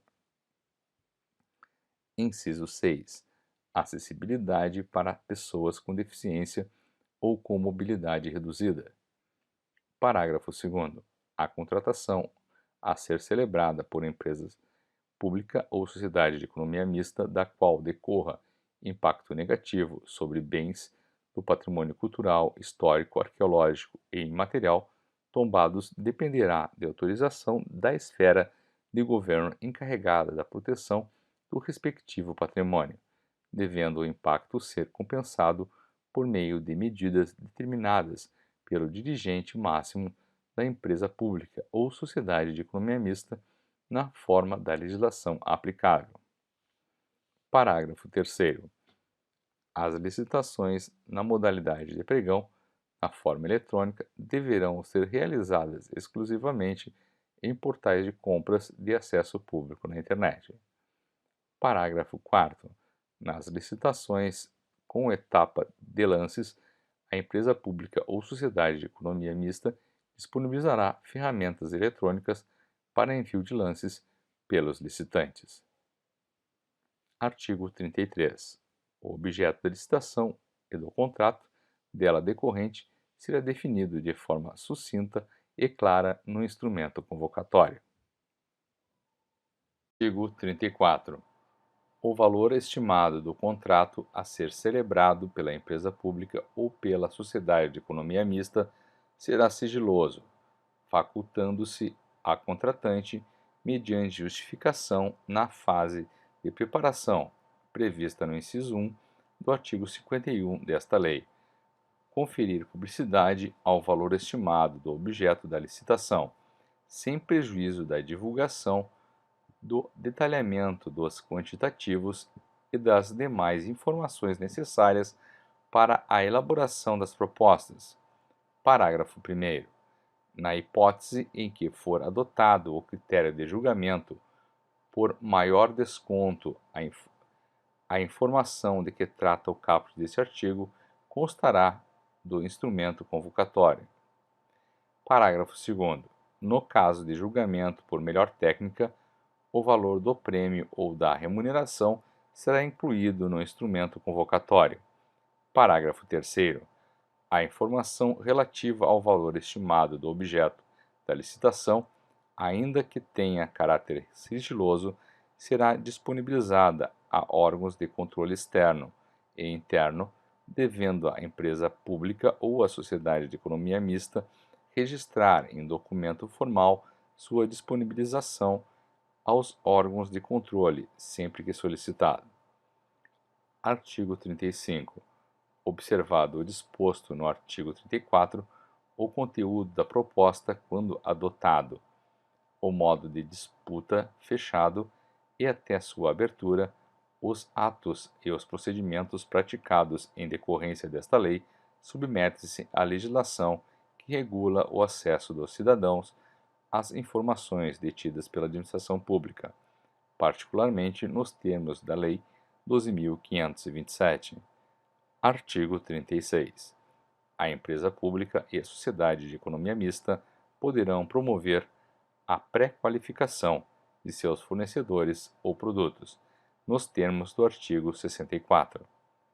Artigo 37. A empresa pública e a sociedade de economia mista deverão informar os dados relativos às sanções por elas aplicadas aos contratados, nos termos definidos no artigo 83, de forma a manter atualizado o cadastro de empresas inidôneas de que trata o artigo 23 da Lei nº 12.846. Parágrafo 1º. O fornecedor incluído no cadastro referido no caput não poderá disputar licitação ou participar direta ou indiretamente da execução de contrato. Parágrafo 2º. Serão excluídos do cadastro referido no caput, a qualquer tempo, fornecedores que demonstrarem a superação dos motivos que deram causa à restrição contra eles promovida. Artigo 38. Estará impedida de participar de licitações e de ser contratada pela empresa pública ou sociedade de economia mista a empresa, inciso 1, cujo administrador ou sócio detentor de mais de 5% do capital social seja diretor ou empregado da empresa pública ou sociedade de economia mista contratante. Inciso 2. Suspensa pela empresa pública ou sociedade de economia mista.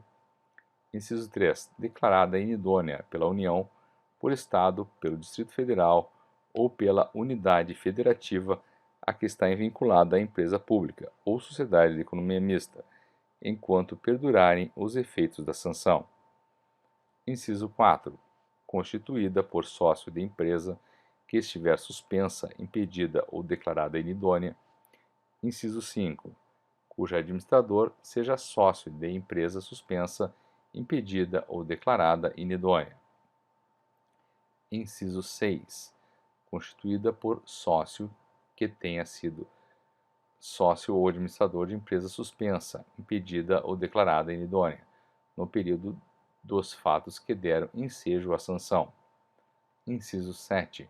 Cujo administrador tenha sido sócio ou administrador de empresa suspensa, impedida ou declarada inidônea, no período dos fatos que deram ensejo à sanção.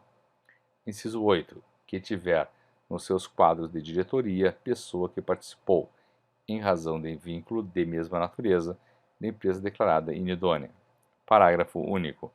Aplica-se a vedação prevista no caput. Inciso 1. A contratação do próprio empregado ou dirigente, como pessoa física, bem como a participação dele em procedimentos licitatórios na condição de licitante. Inciso 2. A quem tenha relação de parentesco até terceiro grau civil com, alínea A, dirigente de empresa pública ou sociedade de economia mista.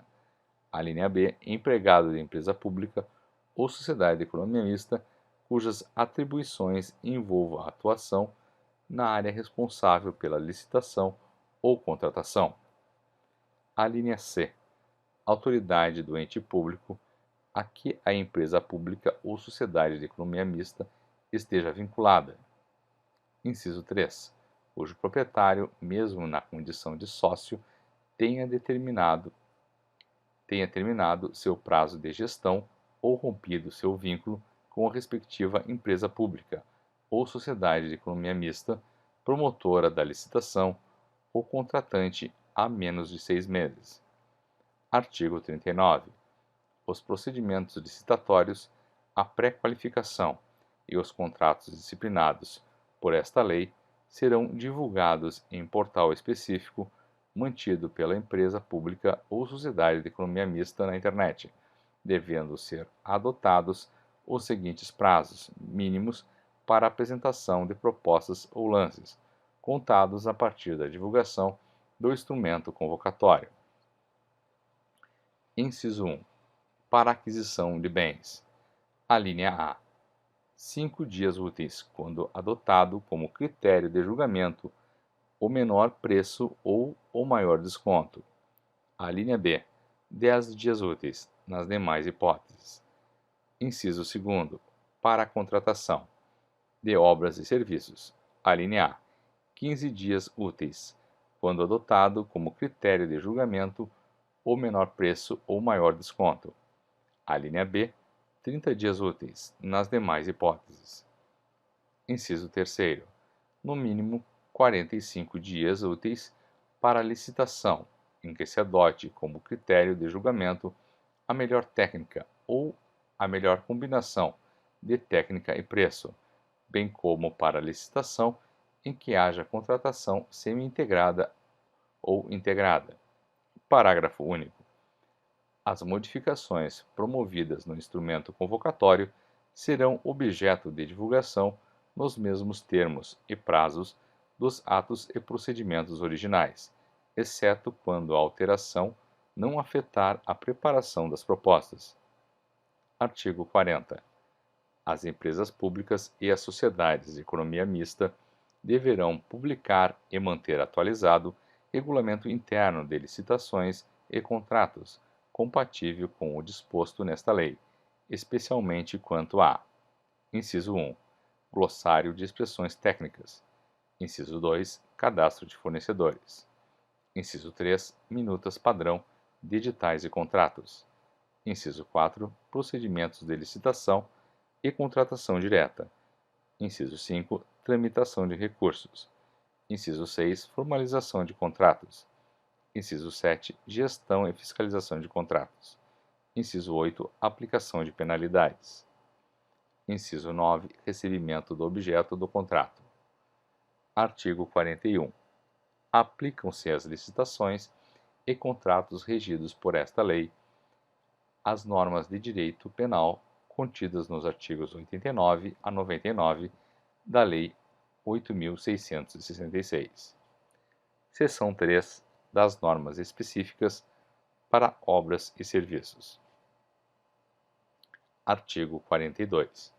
Na licitação e na contratação de obras e serviços por empresas públicas e sociedades de economia mista serão observadas as seguintes definições. Inciso 1. Empreitada por preço unitário.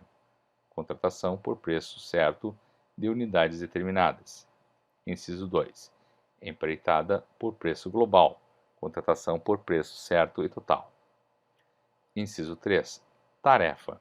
Contratação de mão de obra para pequenos trabalhos por preço certo, com ou sem fornecimento de material. Inciso 4. Empreitada integral contratação de empreendimento em sua integralidade, com todas as etapas de obras, serviços e instalações necessárias sob inteira responsabilidade da contratada, até a sua entrega ao contratante em condições de entrada em operação, atendidos os requisitos técnicos e legais para sua utilização em condições de segurança estrutural e operacional e com as características adequadas às finalidades para as quais foi contratada. Inciso 5. Contratação semi-integrada.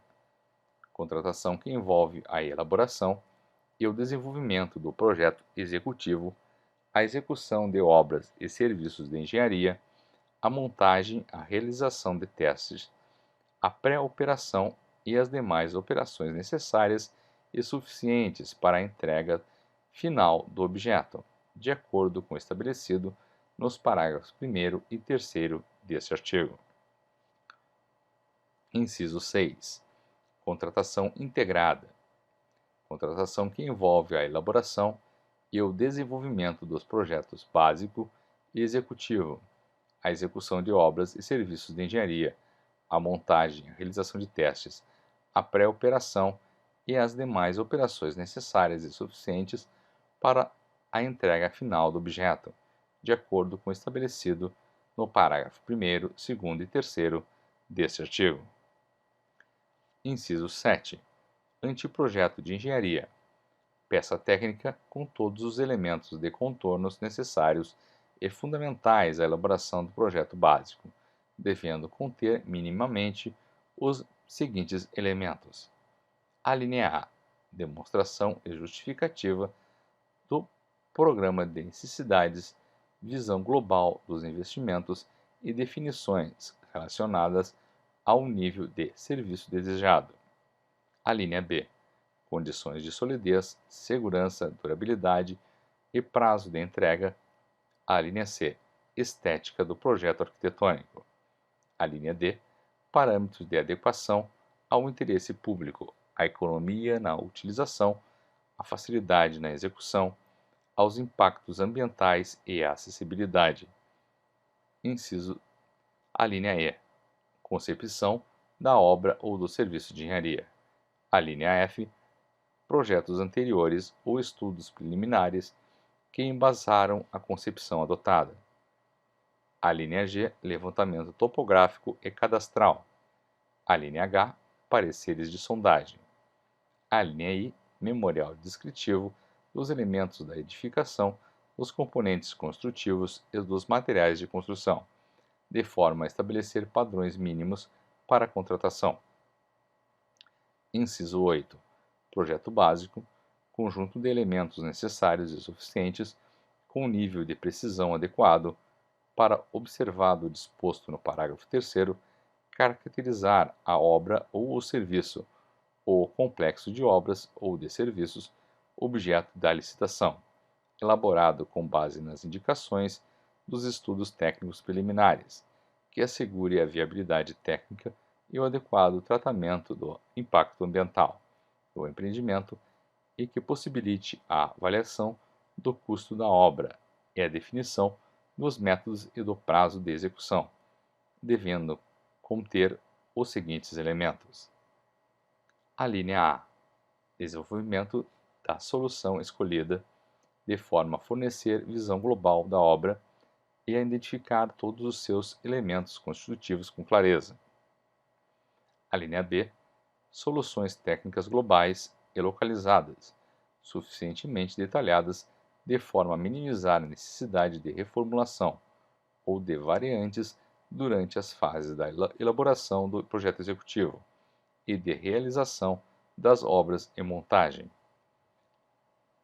A linha C. Identificação dos tipos de serviços a executar e de materiais e equipamentos a incorporar à obra, bem como suas especificações, de modo a assegurar os melhores resultados para o empreendimento, sem frustrar o caráter competitivo para sua execução.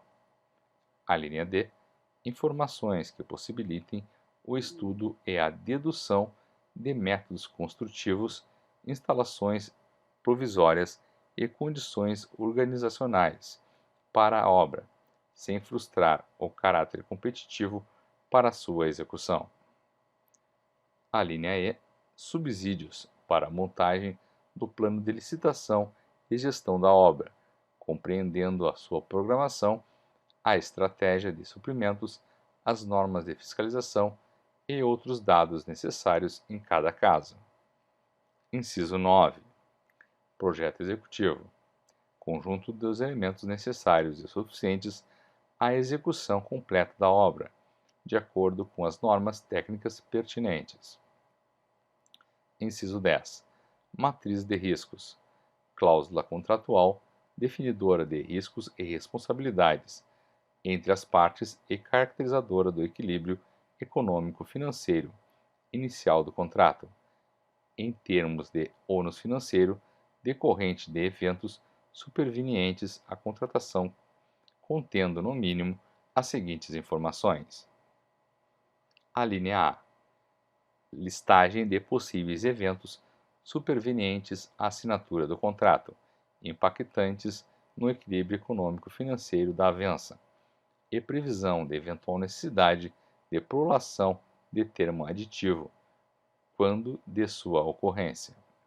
A linha B, estabelecimento preciso das frações do objeto, em que haverá a liberdade das contratadas para inovar em soluções metodológicas ou tecnológicas, em obrigações de resultado, em termos de modificação das soluções previamente delineadas, no anteprojeto ou no projeto básico de licitação.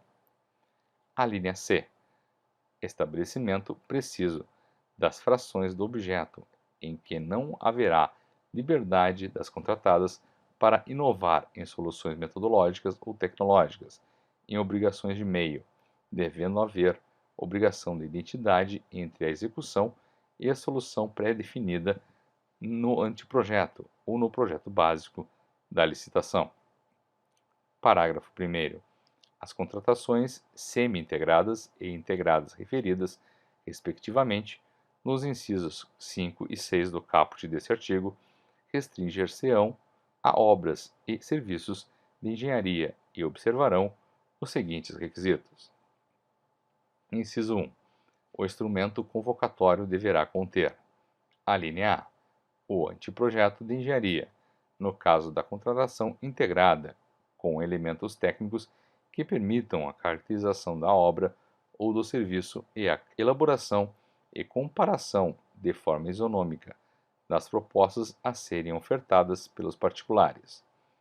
A linha B, projeto básico, nos casos de empreitada por preço unitário, de empreitada por preço global, de empreitada integral e de contratação semi-integrada, nos termos definidos neste artigo. A linha C, documento técnico com definição precisa das frações do empreendimento, em que haverá liberdade e de as contratadas inovarem em soluções metodológicas ou tecnológicas, seja em termos de modificação das soluções previamente delineadas no anteprojeto ou no projeto básico de licitação, seja em termos de detalhamento dos sistemas e procedimentos construtivos previstos nessas peças técnicas. A linha D, matriz de riscos. Inciso 2. O valor estimado do objeto a ser licitado será calculado com base em valores de mercado, em valores pagos pela administração pública, em serviços e obras similares, ou em avaliação do custo global da obra, aferido mediante orçamento sintético ou metodologia expedida ou paramétrica. Inciso 3.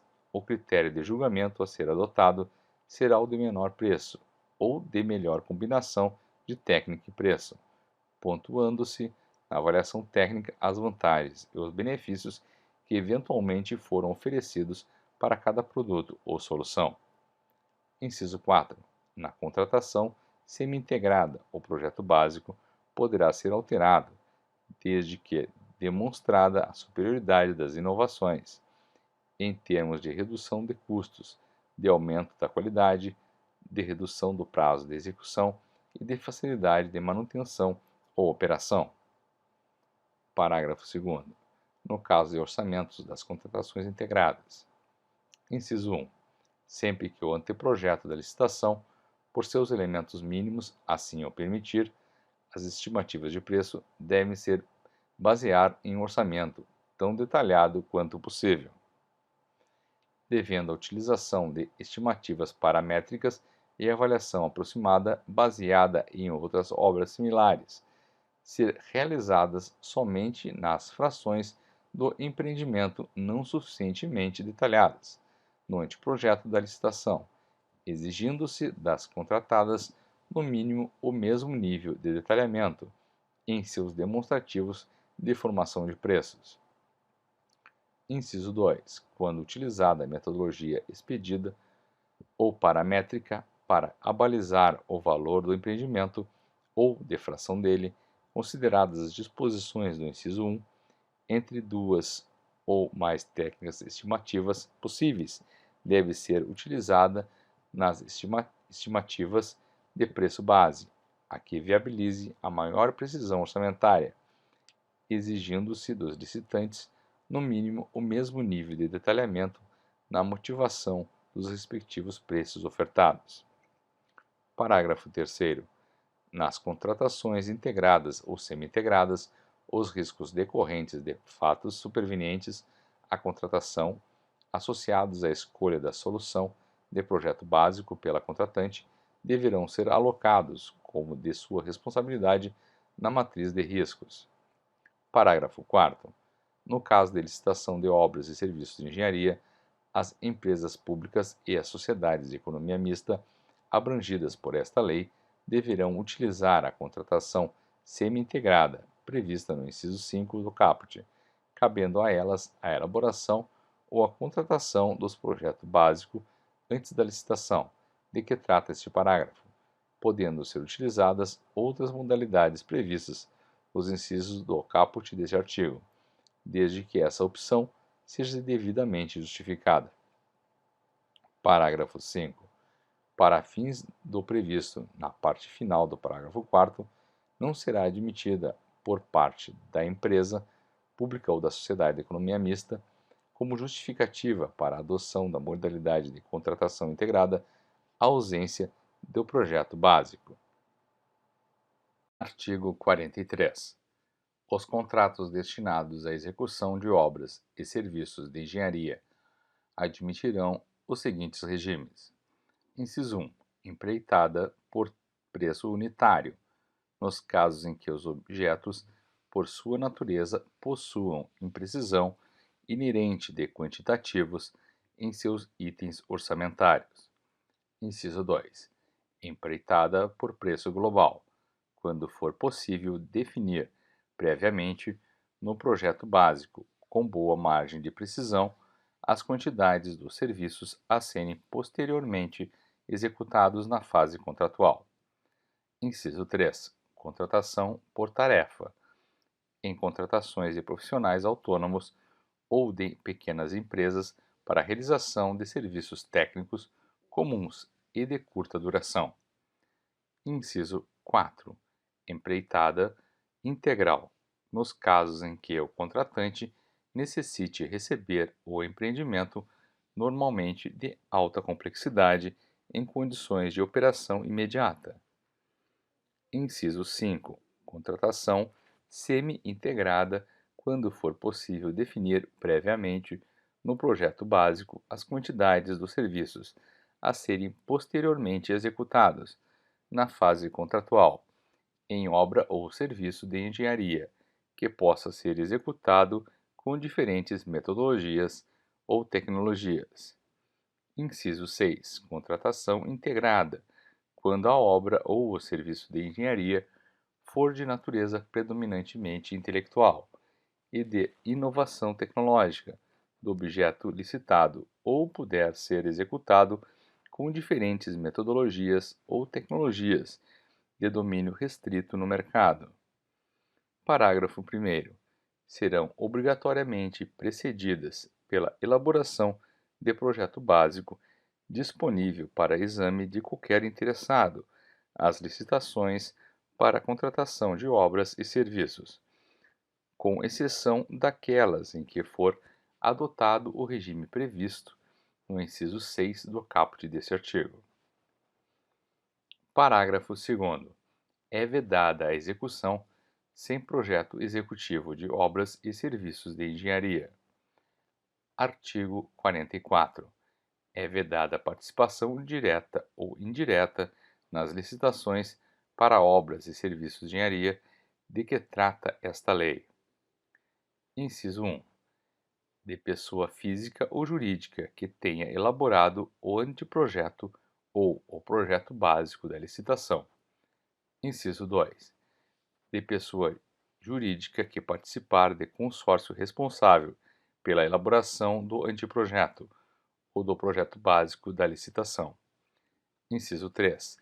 De pessoa jurídica da qual o autor do anteprojeto ou do projeto básico da licitação seja administrador, controlador, gerente, responsável técnico, subcontratado ou sócio, neste último caso, quando a participação superar 5% do capital votante.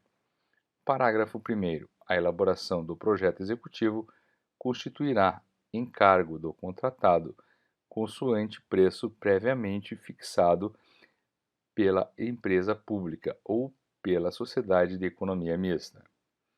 Parágrafo 2º. É permitida a participação das pessoas jurídicas e da pessoa física, de que tratam os incisos 2 e 3 do caput deste artigo, em licitação ou em execução de contrato, como consultor ou técnico, nas funções de fiscalização, supervisão ou gerenciamento, exclusivamente a serviço da empresa pública e da sociedade de economia mista interessadas. Parágrafo 3º. Para fins do disposto no caput, considera-se participação indireta a existência de vínculos de natureza técnica, comercial, econômica, financeira ou trabalhista entre o autor do projeto básico, pessoa física ou jurídica, e o licitante ou responsável pelos serviços, fornecimentos e obras, incluindo-se os fornecimentos de bens e serviços a estes necessários. Parágrafo 4º.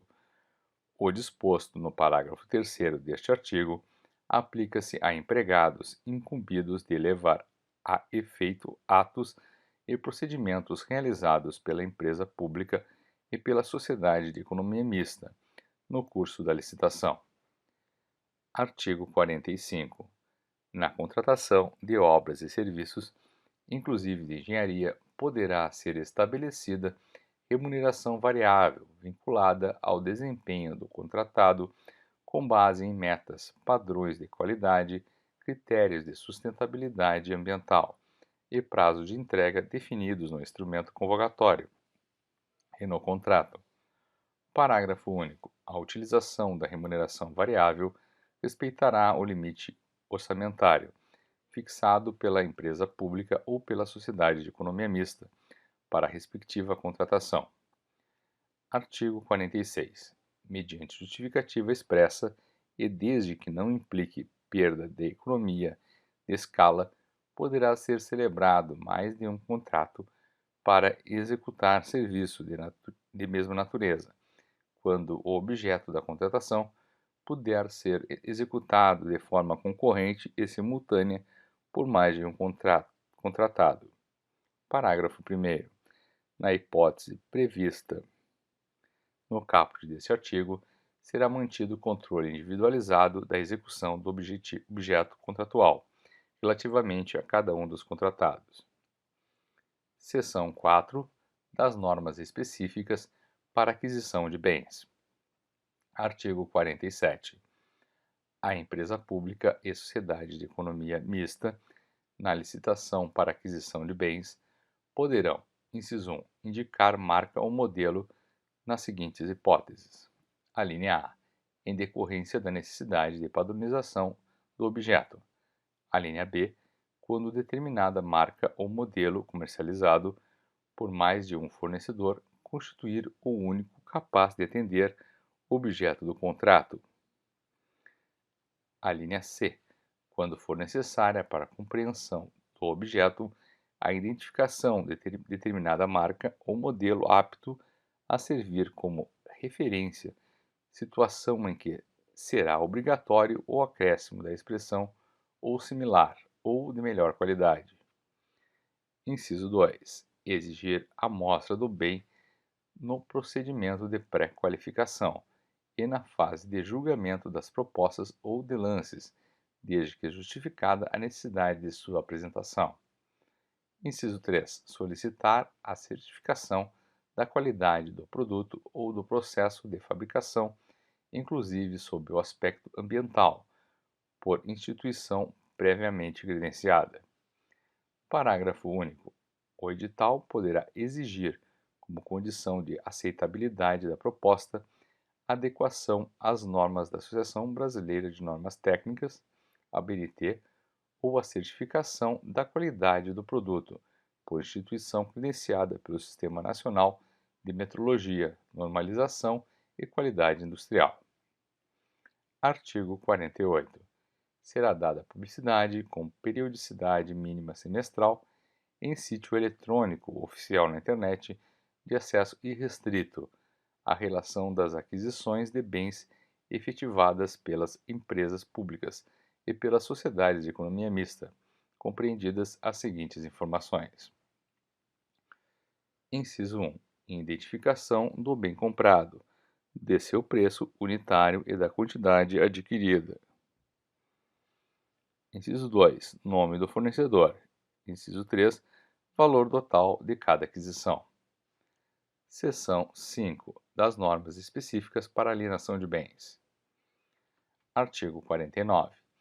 A alienação de bens por empresas públicas e por sociedades de economia mista será precedida de: inciso 1. Avaliação formal do bem contemplado, ressalvadas as hipóteses previstas nos incisos 16 a 18 do artigo 29. Inciso 2. Licitação, ressalvado o previsto no parágrafo 3º do artigo 28. Artigo 50. Estende-se a atribuição de ônus real a bens integrantes do acervo patrimonial de empresas públicas e de sociedades de economia mista, as normas desta lei aplicáveis à sua alienação, inclusive em relação às hipóteses de dispensa e de inexigibilidade de licitação. Seção 6. Do procedimento de licitação. Artigo 51. As licitações de que trata esta lei observarão a seguinte sequência de fases: inciso 1. Preparação. Inciso 2. Divulgação. Inciso 3. Apresentação de lances ou propostas, conforme o modo de disputa adotado. Inciso 4. Julgamento. Inciso 5. Verificação de efetividade dos lances ou propostas. Inciso 6. Negociação. Inciso 7. Habilitação. Inciso 8. Interposição de recursos. Inciso 9. Adjudicação do objeto. Inciso 10. Homologação do resultado ou revogação do procedimento. Parágrafo 1º. A fase de que trata o inciso 7 do caput poderá excepcionalmente anteceder as referidas nos incisos 3 a 6 do caput, desde que expressamente previsto no instrumento convocatório. Parágrafo 2º. Os atos e procedimentos decorrentes das fases enumeradas no caput, praticados por empresas públicas, por sociedades de economia mista e por licitantes, serão efetivados preferencialmente por meio eletrônico, nos termos definidos pelo instrumento convocatório, devendo os avisos contendo os resumos dos editais, das licitações e contratos abrangidos por esta lei ser previamente publicados no Diário Oficial da União, do Estado ou do município e na internet. 52. Poderão ser adotados os modos de disputa aberto ou fechado, ou quando o objeto da licitação puder ser parcelado, a combinação de ambos, observado o disposto no inciso 3 do artigo 32 desta lei. Parágrafo 1º. No modo de disputa aberto, os licitantes apresentarão lances públicos e sucessivos, crescentes ou decrescentes, conforme o critério de julgamento adotado. Parágrafo 2º. No modo de disputa fechado, as propostas apresentadas pelos licitantes serão sigilosas até a data e a hora designadas para que sejam divulgadas. Artigo 53. Quando for adotado o modo de disputa aberto, poderão ser admitidos: inciso 1. A apresentação de lances intermediários. Inciso 2. O reinício da disputa aberta, após a definição do melhor lance, para a definição das demais locações, quando existir diferença de pelo menos 10% entre o melhor lance e o subsequente. Parágrafo único. Consideram-se intermediários os lances: inciso 1. Iguais ou inferiores ao maior já ofertado, quando adotado o julgamento pelo critério da maior oferta. Inciso 2. Iguais ou superiores ao menor já ofertado, quando adotados os demais critérios de julgamento. Artigo 54. Poderão ser utilizados os seguintes critérios de julgamento: inciso 1. Menor preço. Inciso 2. Maior desconto. Inciso 3. Melhor combinação de técnica e preço. Inciso 4. Melhor técnica. Inciso 5. Melhor conteúdo artístico. Inciso 6. Maior oferta de preço. Inciso 7. Maior retorno econômico. Inciso 8. Melhor destinação de bens alienados. Parágrafo 1º. Os critérios de julgamento serão expressamente identificados no instrumento convocatório e poderão ser combinados na hipótese de parcelamento do objeto, observado o disposto no inciso 3 do artigo 32. Parágrafo 2º. Na hipótese de adoção dos critérios referidos no inciso 3, 4, 5 e 7 do caput deste artigo, o julgamento das propostas será efetivado mediante o emprego de parâmetros específicos definidos no instrumento convocatório, destinados a limitar a subjetividade do julgamento. Parágrafo 3º. Para o efeito de julgamento, não serão consideradas vantagens não previstas no instrumento convocatório. Parágrafo 4º. O critério previsto no inciso 2 do caput. Inciso 1. Terá como referência o preço global fixado por instrumento convocatório, estendendo-se o desconto oferecido nas propostas ou lances vencedores a eventuais termos aditivos. Inciso 2.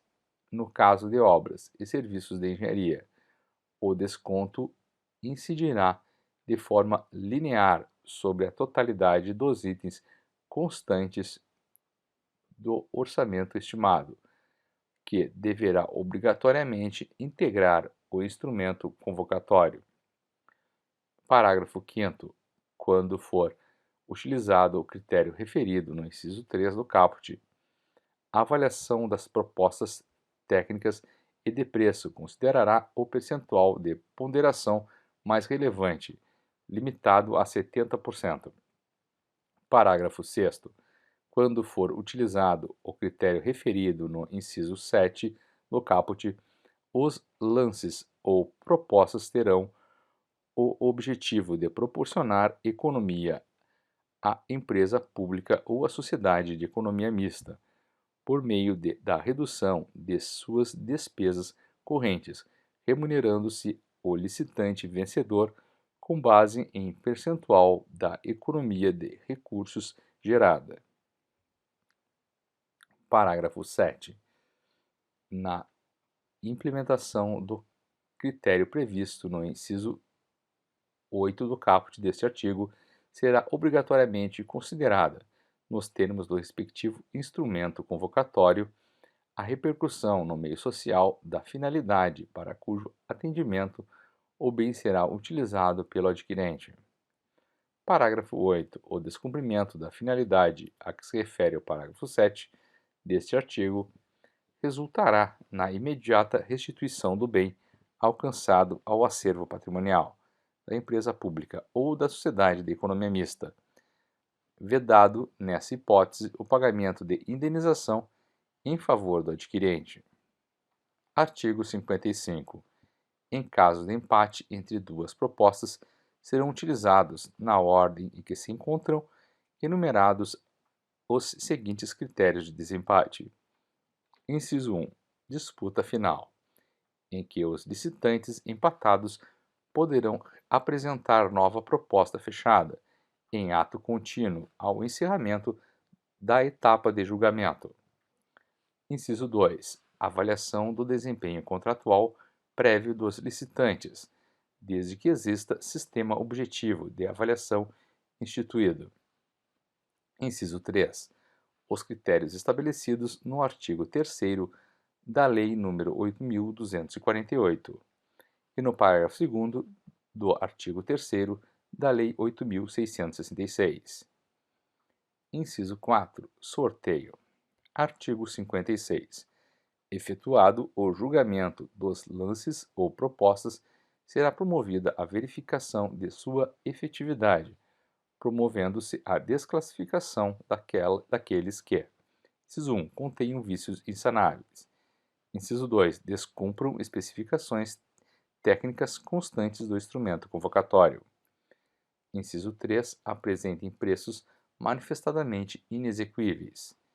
Inciso 4, se encontrem acima do orçamento estimado para a contratação de que trata o parágrafo 1º do artigo 57, ressalvada a hipótese prevista no caput do artigo 34 desta lei.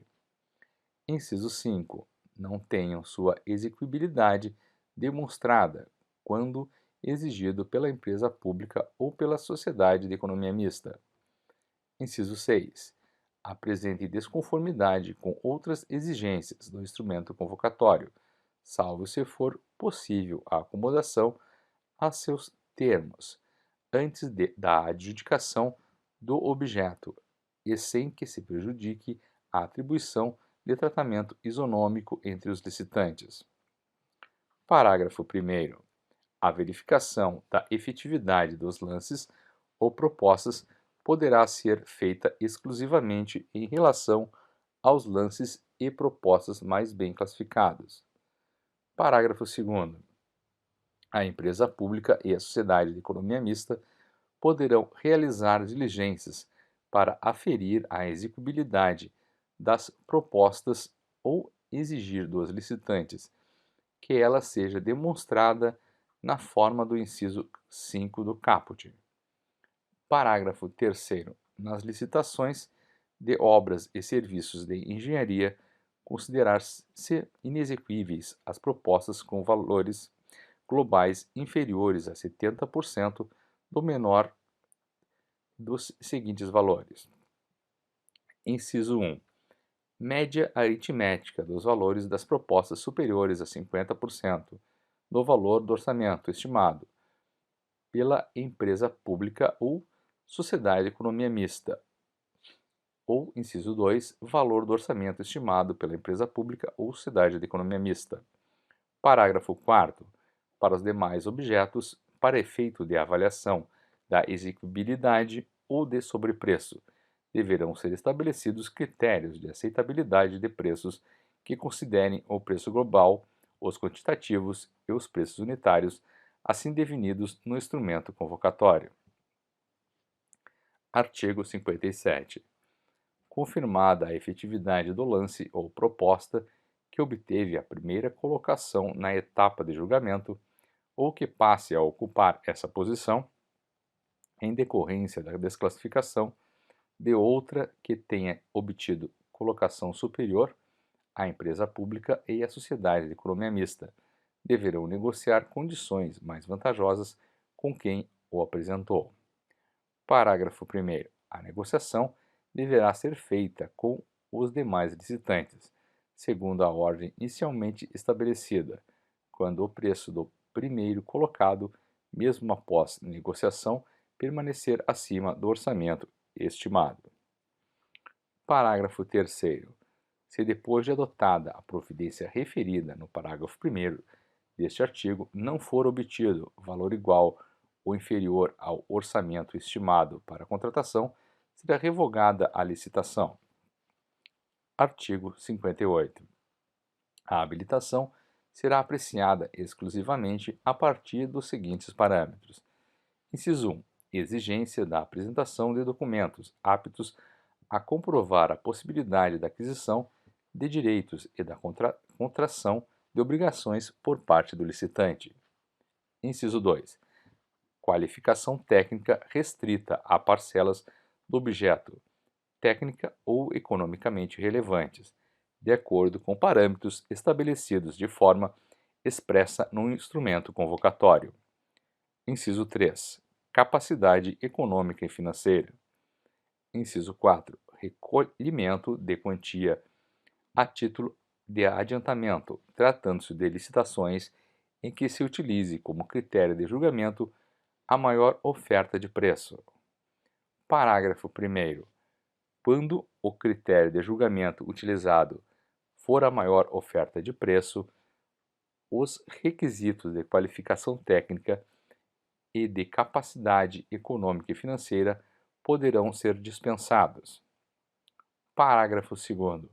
Na hipótese do parágrafo 1º, reverterá a favor da empresa pública ou da sociedade de economia mista o valor de quantia equivalente exigida no instrumento convocatório a título de adiantamento, caso o licitante não efetue o restante do pagamento devido no prazo para tanto estipulado. Artigo 59. Salvo no caso de inversão de fases, o procedimento licitatório terá fase recursal única. Parágrafo 1º. Os recursos serão apresentados no prazo de 5 dias úteis após a habilitação e contemplarão, além dos atos praticados nessa fase, aqueles praticados em decorrência do disposto nos incisos 4 e 5 do caput do artigo 51 desta lei. Parágrafo 2º. Na hipótese de inversão de fases, o prazo referido do parágrafo 1º será aberto após a habilitação e após o encerramento da fase prevista no inciso 5º do caput do artigo 51, abrangendo o segundo prazo também atos decorrentes da fase referida no inciso 4 do caput do artigo 51 desta lei. Artigo 60. A homologação do resultado implica a constituição de direito relativo à celebração do contrato em favor do licitante vencedor. Artigo 61. A empresa pública e a sociedade de economia mista não poderão celebrar contrato com preterição da ordem de classificação das propostas ou com terceiros estranhos à licitação. Artigo 62. Além das hipóteses previstas no parágrafo 3º do artigo 57 desta lei e no inciso 2º do parágrafo 2º do artigo 75 desta lei, quem dispuser de competência para homologação do resultado poderá renovar a licitação por razões de interesse público decorrentes de fato superveniente, que constitua óbice manifesto e incontornável, ou anula por ilegalidade, de ofício ou por provocação de terceiros, salvo quando for viável a convalidação do ato ou do procedimento viciado. Parágrafo 1º. A anulação da licitação por motivo de ilegalidade não gera obrigação de indenizar, observado o disposto no parágrafo 2º deste artigo. Parágrafo 2º. A nulidade da licitação induz a do contrato.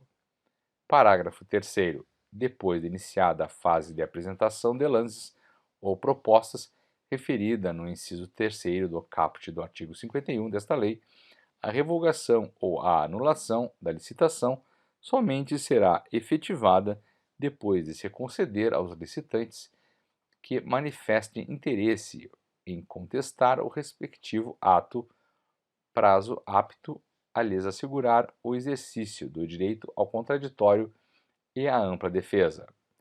Parágrafo 4º. O disposto no caput e nos parágrafos 1º e 2º deste artigo, aplica-se, no que couber, aos atos por meio dos quais se determine a contratação direta. Seção 7. Dos procedimentos auxiliares das licitações. Artigo 63. São procedimentos auxiliares das licitações regidas por essa lei. Inciso 1. Pré-qualificação permanente. Inciso 2. Cadastramento. Inciso 3. Sistema de registro de preços. Inciso 4. Catálogo eletrônico de padronização. Parágrafo único. Os procedimentos de que trata o caput deste artigo obedecerão a critérios claros e objetivos definidos em regulamento. Artigo 64. Considera-se pré-qualificação permanente o procedimento anterior à licitação destinado a identificar: inciso 1. Fornecedores que reúnam condições de habilitação exigidas para o fornecimento de bem ou a execução de serviço ou obra nos prazos, locais e condições previamente estabelecidos. Inciso 2. Bens que atendam às exigências técnicas e de qualidade da administração pública. Parágrafo 1º. O procedimento de pré-qualificação será público e permanente, aberto à inscrição de qualquer interessado. Parágrafo 2º. A empresa pública e a sociedade de economia mista poderão restringir a participação em suas licitações a fornecedores ou produtos pré-qualificados nas condições estabelecidas em regulamento. Parágrafo 3º. A pré-qualificação poderá ser efetuada nos grupos ou segmentos, segundo as especialidades dos fornecedores. Parágrafo 4º. A pré-qualificação poderá ser parcial ou total, contendo alguns ou todos os requisitos de habilitação ou técnicos necessários à contratação, assegurada em qualquer hipótese a igualdade de condições entre os concorrentes. Parágrafo 5. A pré-qualificação terá validade de 1 ano, no máximo podendo ser atualizada a qualquer tempo. Parágrafo 6º. Na pré-qualificação aberta de produtos, poderá ser exigida a comprovação de qualidade. Parágrafo 7. É obrigatória a divulgação dos produtos e dos interessados que forem pré-qualificados. Artigo 65.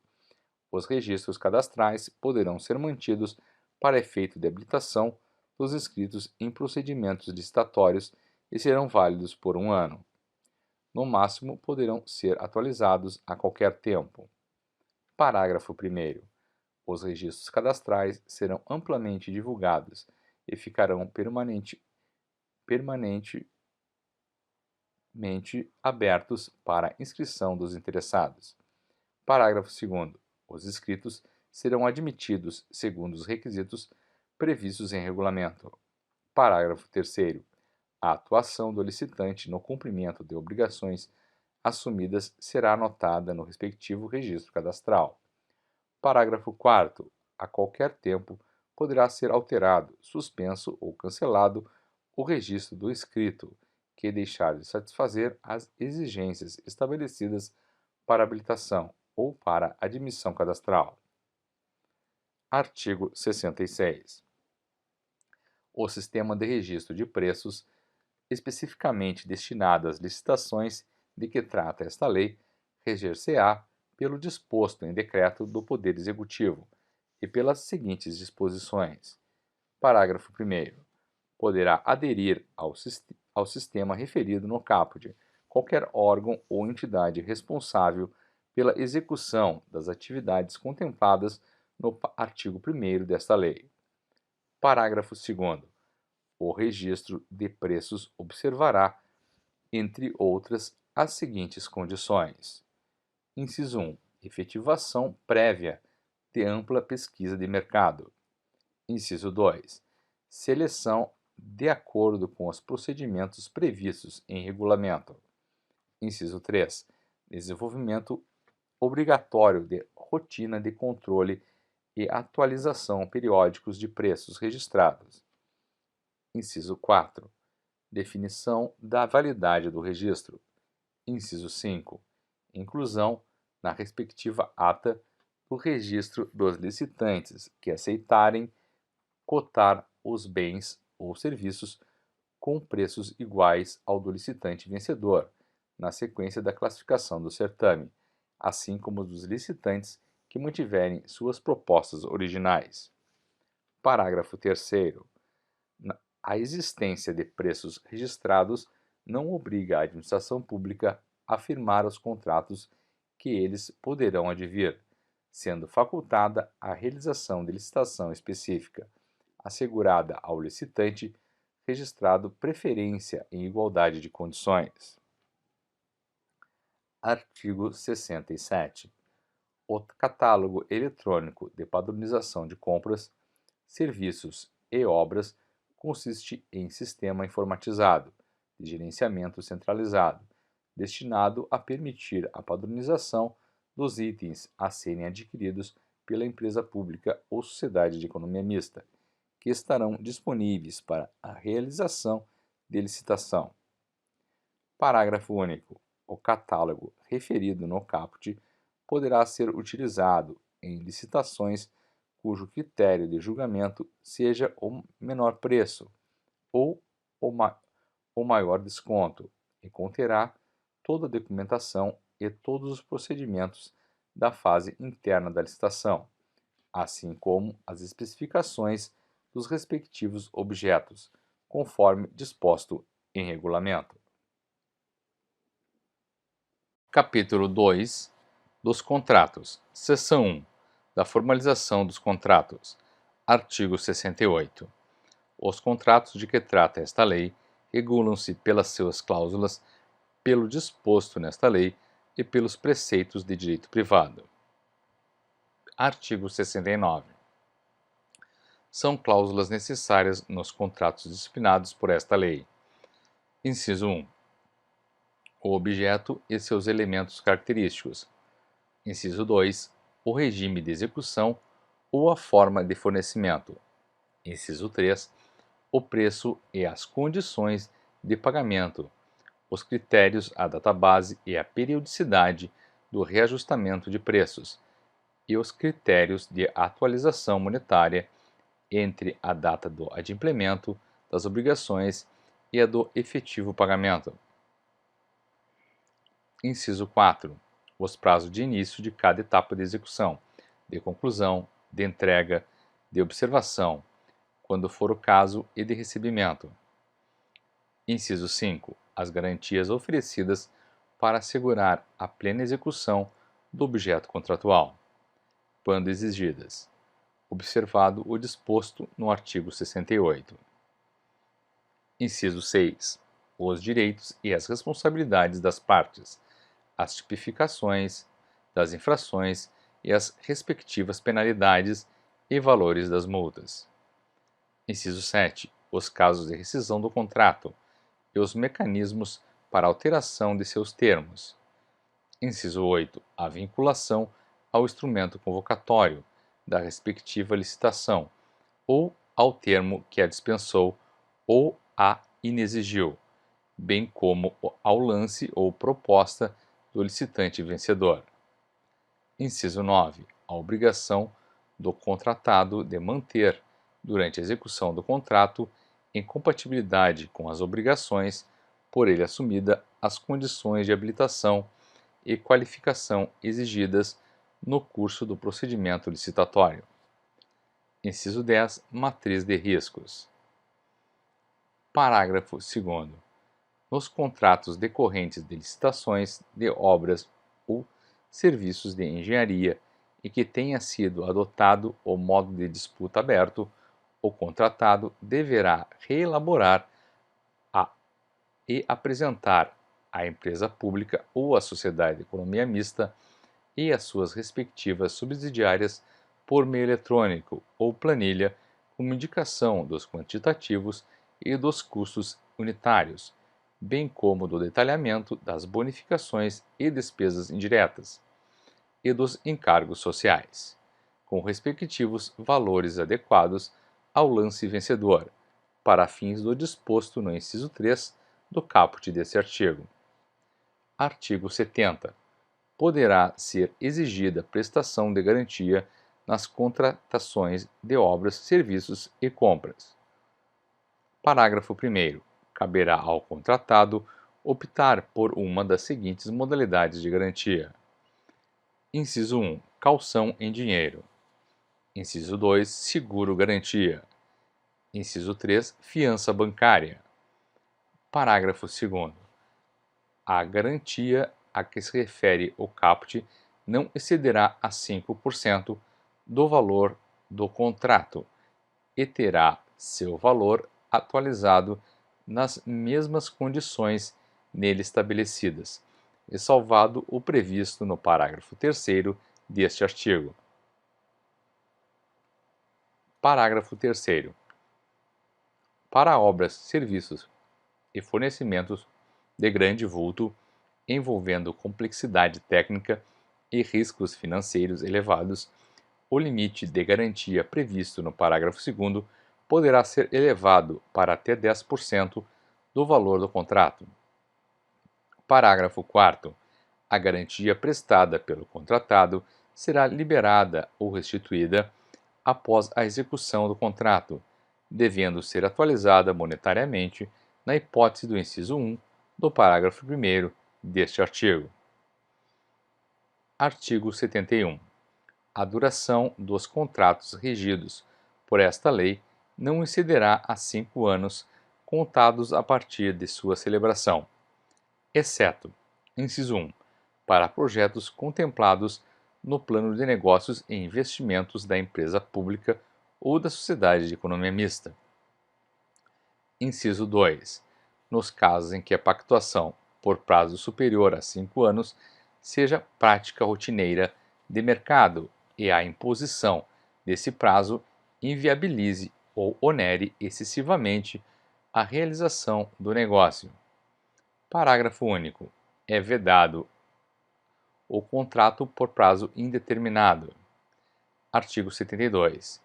Os contratos regidos por esta lei somente poderão ser alterados por acordo entre as partes, vedando-se ajuste que resulte em violação da obrigação de licitar. Artigo 73. A redução a termo do contrato poderá ser dispensada no caso de pequenas despesas de pronta entrega e pagamento das quais não resultem obrigações futuras por parte da empresa pública ou da sociedade de economia mista. Parágrafo único. O disposto no caput não prejudicará o registro contábil exaustivo dos valores despendidos e a exigência de recibo por parte dos respectivos destinatários. Artigo 74. É permitido a qualquer interessado o conhecimento dos termos do contrato e a obtenção de cópia autenticada, de seu inteiro teor ou de qualquer de suas partes, admitida a exigência de ressarcimento dos custos, nos termos previstos na Lei 2527. Artigo 75. A empresa pública e sociedade de economia mista convocarão o licitante vencedor ou o destinatário de contratação com dispensa ou inexigibilidade de licitação para assinar o termo de contrato, observado o prazo e as condições estabelecidos, sob pena de decadência do direito à contratação. Parágrafo 1º. O prazo de convocação poderá ser prorrogado uma vez por igual período. Parágrafo 2º. É facultado à empresa pública e à sociedade de economia mista, quando o convocado não assinar o termo de contrato no prazo e nas condições estabelecidos. Inciso 1. Convocar os licitantes remanescentes na ordem de classificação para fazê-lo em igual prazo e nas mesmas condições propostas pelo primeiro classificado, inclusive quanto aos preços atualizados em conformidade com o instrumento convocatório. Inciso 2º. Revogar a licitação. Artigo 76. O contratado é obrigado a reparar, corrigir, remover, reconstruir ou substituir as suas expensas no total ou em parte o objeto do contrato em que se verificarem vícios, defeitos ou incorreções, resultantes da execução ou de materiais empregados, e responderá por danos causados diretamente a terceiros ou à empresa pública ou sociedade de economia mista, independentemente da comprovação de sua culpa ou dolo na execução do contrato. Artigo 77. O contratado é responsável pelos encargos trabalhistas, fiscais e comerciais resultantes da execução do contrato. Parágrafo 1º. A inadimplência do contrato quanto aos encargos trabalhistas, fiscais e comerciais não transfere à empresa pública ou à sociedade de economia mista a responsabilidade por seu pagamento, nem poderá onerar o objeto do contrato ou restringir a regularização e o uso das obras e edificações, inclusive perante o registro de imóveis. Artigo 78. O contratado, na execução do contrato, sem prejuízo das responsabilidades contratuais e legais, poderá subcontratar partes da obra, serviço ou fornecimento até o limite admitido em cada caso pela empresa pública ou pela sociedade de economia mista, conforme previsto no edital do certame. Parágrafo 1º. A empresa subcontratada deverá atender, em relação ao objeto da subcontratação, às exigências de qualificação técnica impostas ao licitante vencedor. Parágrafo 2º. É vedada a subcontratação de empresa ou consórcio que tenha participado. Inciso 1. Do procedimento licitatório do qual se originou a contratação. Inciso 2. Direta ou indiretamente, da elaboração de projeto básico ou executivo. Parágrafo 3º. As empresas de prestação de serviços técnicos especializados deverão garantir que os integrantes de seu corpo técnico executem pessoal e diretamente as obrigações a eles imputadas, quando a respectiva relação for apresentada em procedimento licitatório ou em contratação direta. Artigo 79. Na hipótese do parágrafo 6º do artigo 54, quando não for gerada a economia prevista no lance ou proposta, a diferença entre a economia contratada e a efetivamente obtida será descontada da remuneração do contratado. Parágrafo único. Se a diferença entre a economia contratada e a efetivamente obtida for superior à remuneração do contratado, será aplicada a sanção prevista no contrato nos termos do inciso 6 do caput do artigo 69 desta lei. Artigo 80. Os direitos patrimoniais e autorais de projetos ou serviços técnicos especializados desenvolvidos por profissionais autônomos ou por empresas contratadas passam a ser propriedade da empresa pública ou sociedade de economia mista que os tenha contratado, sem prejuízo da preservação, da identificação dos respectivos autores e da responsabilidade técnica a eles atribuída. Seção 2. Da alteração dos contratos.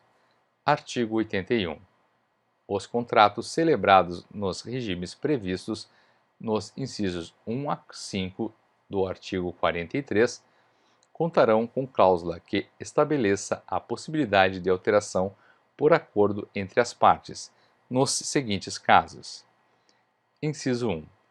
Quando houver modificação do projeto ou das especificações para melhor adequação técnica aos seus objetivos. Inciso 2. Quando necessária a modificação do valor contratual, em decorrência de acréscimo ou diminuição quantitativa de seu objeto, nos limites permitidos por esta lei. Inciso 3.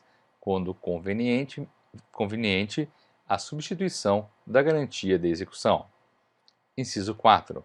Quando necessária a modificação do regime de execução da obra ou serviço, bem como do modo de fornecimento em face de verificação técnica da inaplicabilidade dos termos contratuais originários. Inciso 5.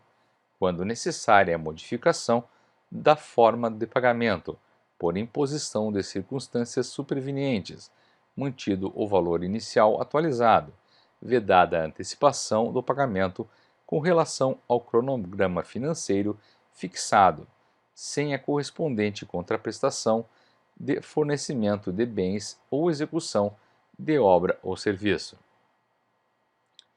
Inciso 6. Para restabelecer a relação que as partes pactuaram inicialmente entre os encargos do contratado e a retribuição da administração para a justa remuneração da obra, serviço ou fornecimento, objetivando a manutenção do equilíbrio econômico-financeiro inicial do contrato na hipótese que sobrevirem fatos imprevisíveis ou previsíveis, porém de consequências incalculáveis, retardadores ou impeditivos da execução do ajustado, ou ainda em caso de força maior, caso fortuito ou fato do príncipe, configurando área econômica extraordinária e extracontratual. Parágrafo 1º. O contratado poderá aceitar, nas mesmas condições contratuais, os acréscimos ou supressões que se fizerem nas obras, serviços ou compras até 25% do valor inicial atualizado do contrato, e no caso particular de reforma de edifício ou de equipamento até o limite de 50% para os seus acréscimos. Parágrafo 2º.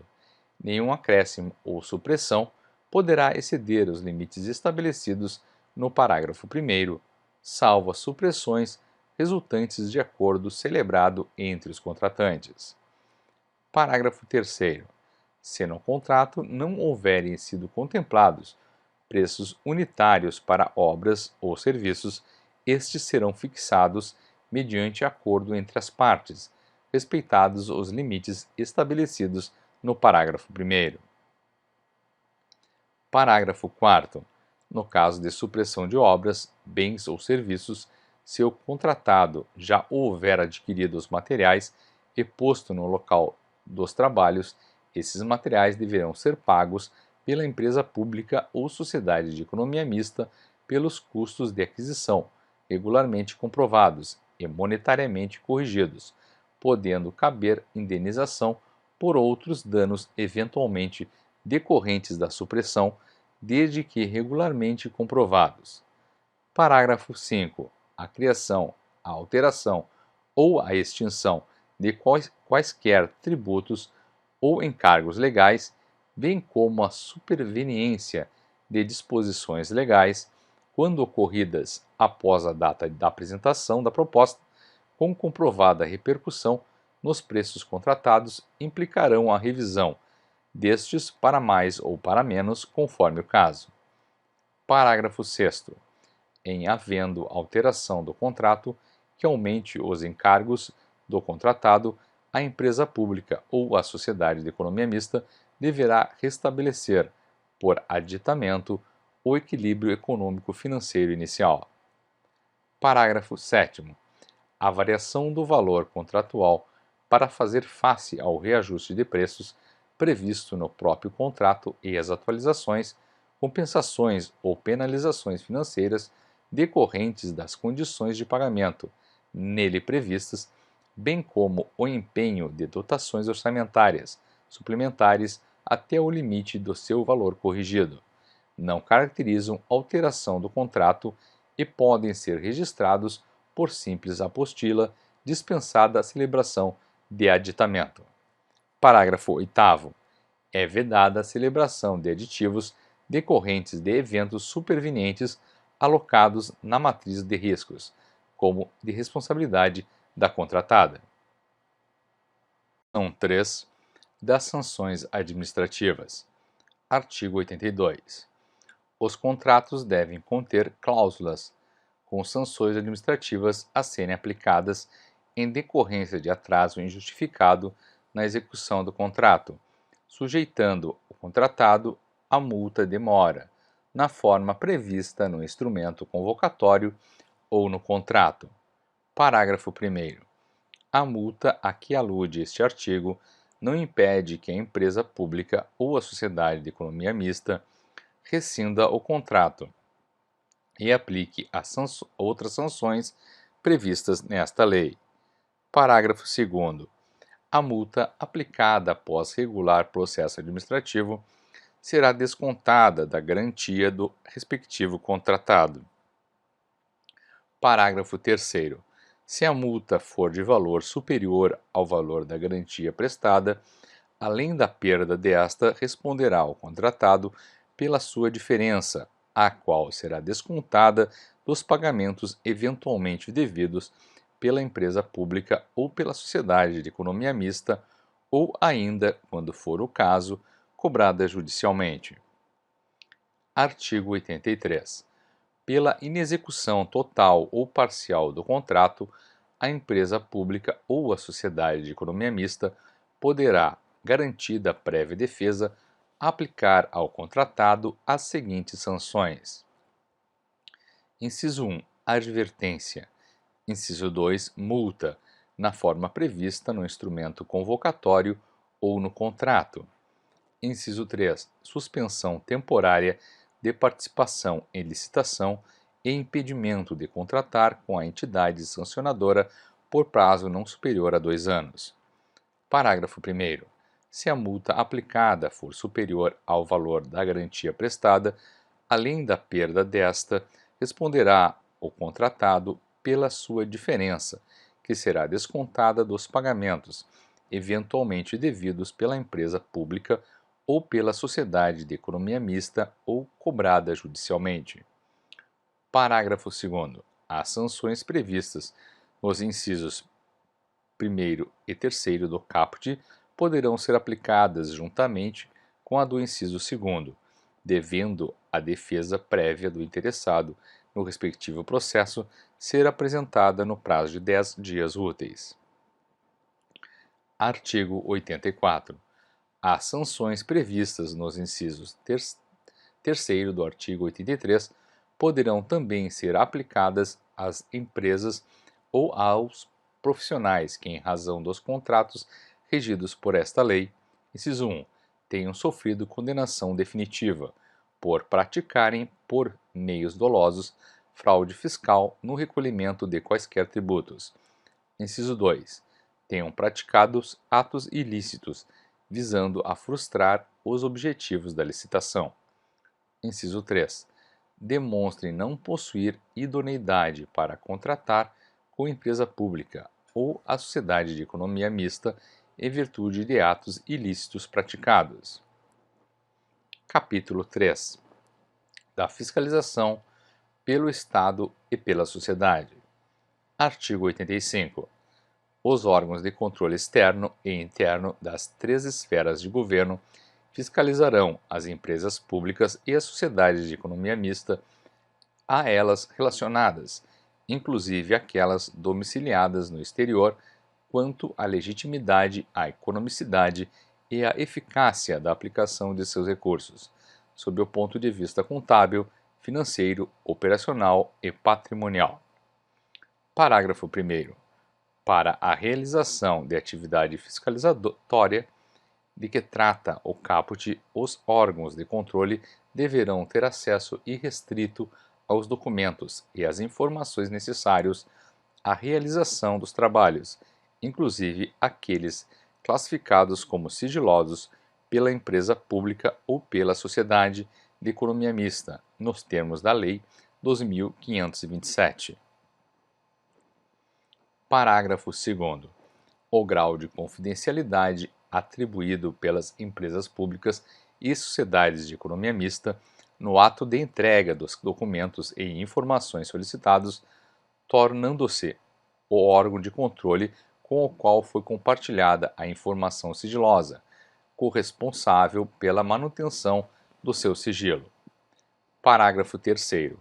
Os atos de fiscalização e controle dispostos neste capítulo aplicar-se-ão também às empresas públicas e às sociedades de economia mista de caráter e constituição transnacional, no que se refere aos atos de gestão e aplicação do capital nacional, independentemente de estarem incluídos ou não em seus respectivos atos e acordos constitutivos. Artigo 86. As informações das empresas públicas e das sociedades de economia mista relativas às licitações e contratos, inclusive aqueles referentes a bases de preços, constarão de bancos de dados eletrônicos atualizados e com acesso em tempo real aos órgãos de controle componentes. Parágrafo 1º. As demonstrações contábeis auditadas da empresa pública e da sociedade de economia mista serão disponibilizadas no sítio eletrônico da empresa ou da sociedade na internet, inclusive em formato eletrônico editável. Parágrafo 2º. As atas e demais expedientes oriundos de reuniões ordinárias ou extraordinárias dos conselhos de administração ou fiscal das empresas públicas e das sociedades de economia mista, inclusive gravações e filmagens, quando houver, deverão ser disponibilizados para os órgãos de controle sempre que solicitados, no âmbito dos trabalhos de auditoria. Parágrafo 3º. O acesso dos órgãos de controle às informações referidas no caput e no parágrafo 2º será restrito e individualizado. Parágrafo 4º. As informações que sejam revestidas de sigilo bancário, estratégico, comercial ou industrial serão assim identificados, respondendo o servidor administrativa, civil e penalmente pelos danos causados à empresa pública ou à sociedade de economia mista e a seus acionistas em razão de eventual divulgação indevida. Parágrafo 5. Os critérios para a definição do que deve ser considerado sigilo estratégico, comercial ou industrial serão estabelecidos em regulamento. Artigo 87. O controle de despesas decorrentes dos contratos e demais instrumentos regidos por esta lei será feito pelos órgãos do Sistema de Controle Interno e pelo Tribunal de Contas competente, na forma da legislação pertinente, ficando as empresas públicas e as sociedades de economia mista responsáveis pela demonstração da legalidade e da regularidade da despesa e da execução nos termos da Constituição. Parágrafo 1º. Qualquer cidadão é parte legítima para impugnar edital de licitação por irregularidade na aplicação desta lei, devendo protocolar o pedido até 5 dias úteis antes da data fixada para a ocorrência do certame, devendo a entidade julgar e responder à impugnação em até 3 dias úteis, sem prejuízo da faculdade prevista no parágrafo 2º. Parágrafo 2º. Qualquer licitante, contratado ou pessoa física ou jurídica poderá representar ao Tribunal de Contas ou aos órgãos integrantes do Sistema de Controle Interno contra irregularidades na aplicação desta lei, para os fins do disposto neste artigo. Parágrafo 3º.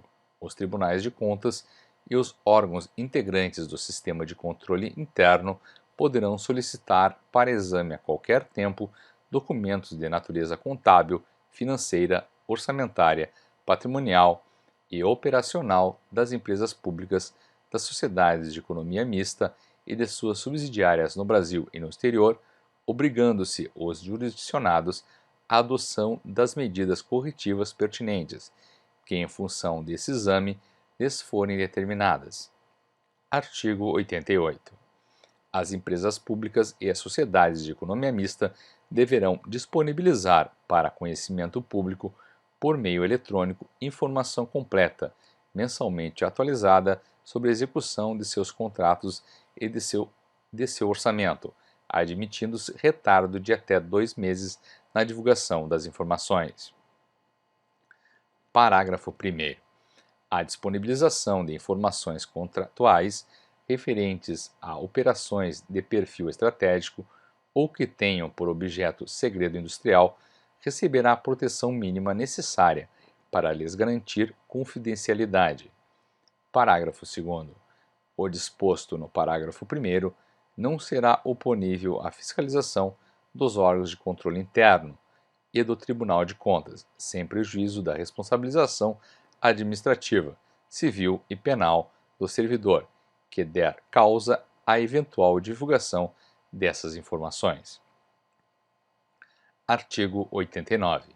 O exercício da supervisão por vinculação da empresa pública ou da sociedade de economia mista pelo órgão a que se vincula não pode ensejar a redução ou a supressão da autonomia conferida pela lei específica que autorizou a criação da entidade supervisionada ou da autonomia inerente à sua natureza, nem autoriza a ingerência do supervisor em sua administração e funcionamento, devendo a supervisão ser exercida nos limites da legislação aplicável. Artigo 90.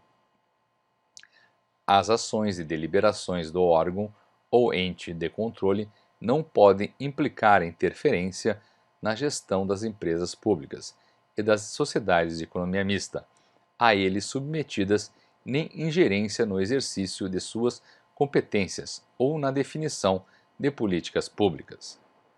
Título 3. Disposições finais e transitórias. Artigo 91. A empresa pública e a sociedade de economia mista, constituídas anteriormente à vigência desta lei, deverão, no prazo de 24 meses, promover as adaptações necessárias à adequação ao disposto nesta lei. Parágrafo 1º. A sociedade de economia mista que tiver capital fechado na data de entrada em vigor desta lei poderá, observado o prazo estabelecido no caput, ser transformada em empresa pública, mediante resgate pela empresa da totalidade das ações de titularidade de acionistas privados, com base no valor de patrimônio líquido constante do último balanço aprovado em Assembleia Geral. Parágrafo 3º.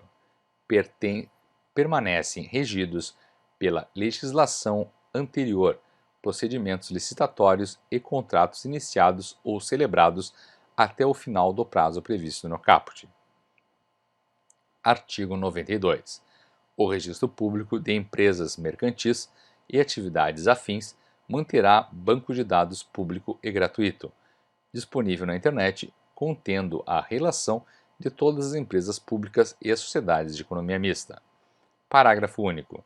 É a União proibida de realizar transferência voluntária de recursos a Estados, ao Distrito Federal e a municípios, que não fornecerem ao Registro Público de Empresas Mercantis e Atividades Afins as informações relativas às empresas públicas e às sociedades de economia mista a eles vinculadas. Artigo 93. As despesas com publicidade e patrocínio da empresa pública e da sociedade de economia mista não ultrapassarão, em cada exercício, o limite de 0,5% da receita operacional bruta do exercício anterior. Parágrafo 1º. O limite disposto no caput poderá ser ampliado até o limite de 2% da receita bruta do exercício anterior, por proposta da diretoria da empresa pública ou da sociedade de economia mista, justificada com base em parâmetros de mercado do setor específico de atuação da empresa ou da sociedade e aprovada pelo respectivo Conselho de Administração. Parágrafo 2º. É vedado à empresa pública e à sociedade de economia mista realizar, em ato de eleição para cargos do ente federativo a que sejam vinculadas despesas com publicidade e patrocínio que excedam a média dos gastos nos 3 últimos anos que antecedem o pleito, ou no último ano imediatamente anterior à eleição. Artigo 94. Aplicam-se à empresa pública, à sociedade de economia mista e às suas subsidiárias as sanções previstas na Lei nº 2.846, salvo as previstas nos incisos 2, 3 e 4 do caput do artigo 19 da referida lei. Artigo 95. A estratégia de longo prazo prevista no artigo 23 deverá ser aprovada em até 180 dias da data de publicação da presente lei. Artigo 96. Revogam-se, inciso 1, o parágrafo 2º do artigo 15 da Lei 3.890-A, com redação dada pelo artigo 19 da Lei 11.943, inciso 2, os artigos 67 e 68 da Lei 9.478, artigo 97. Esta lei entra em vigor na data de sua publicação.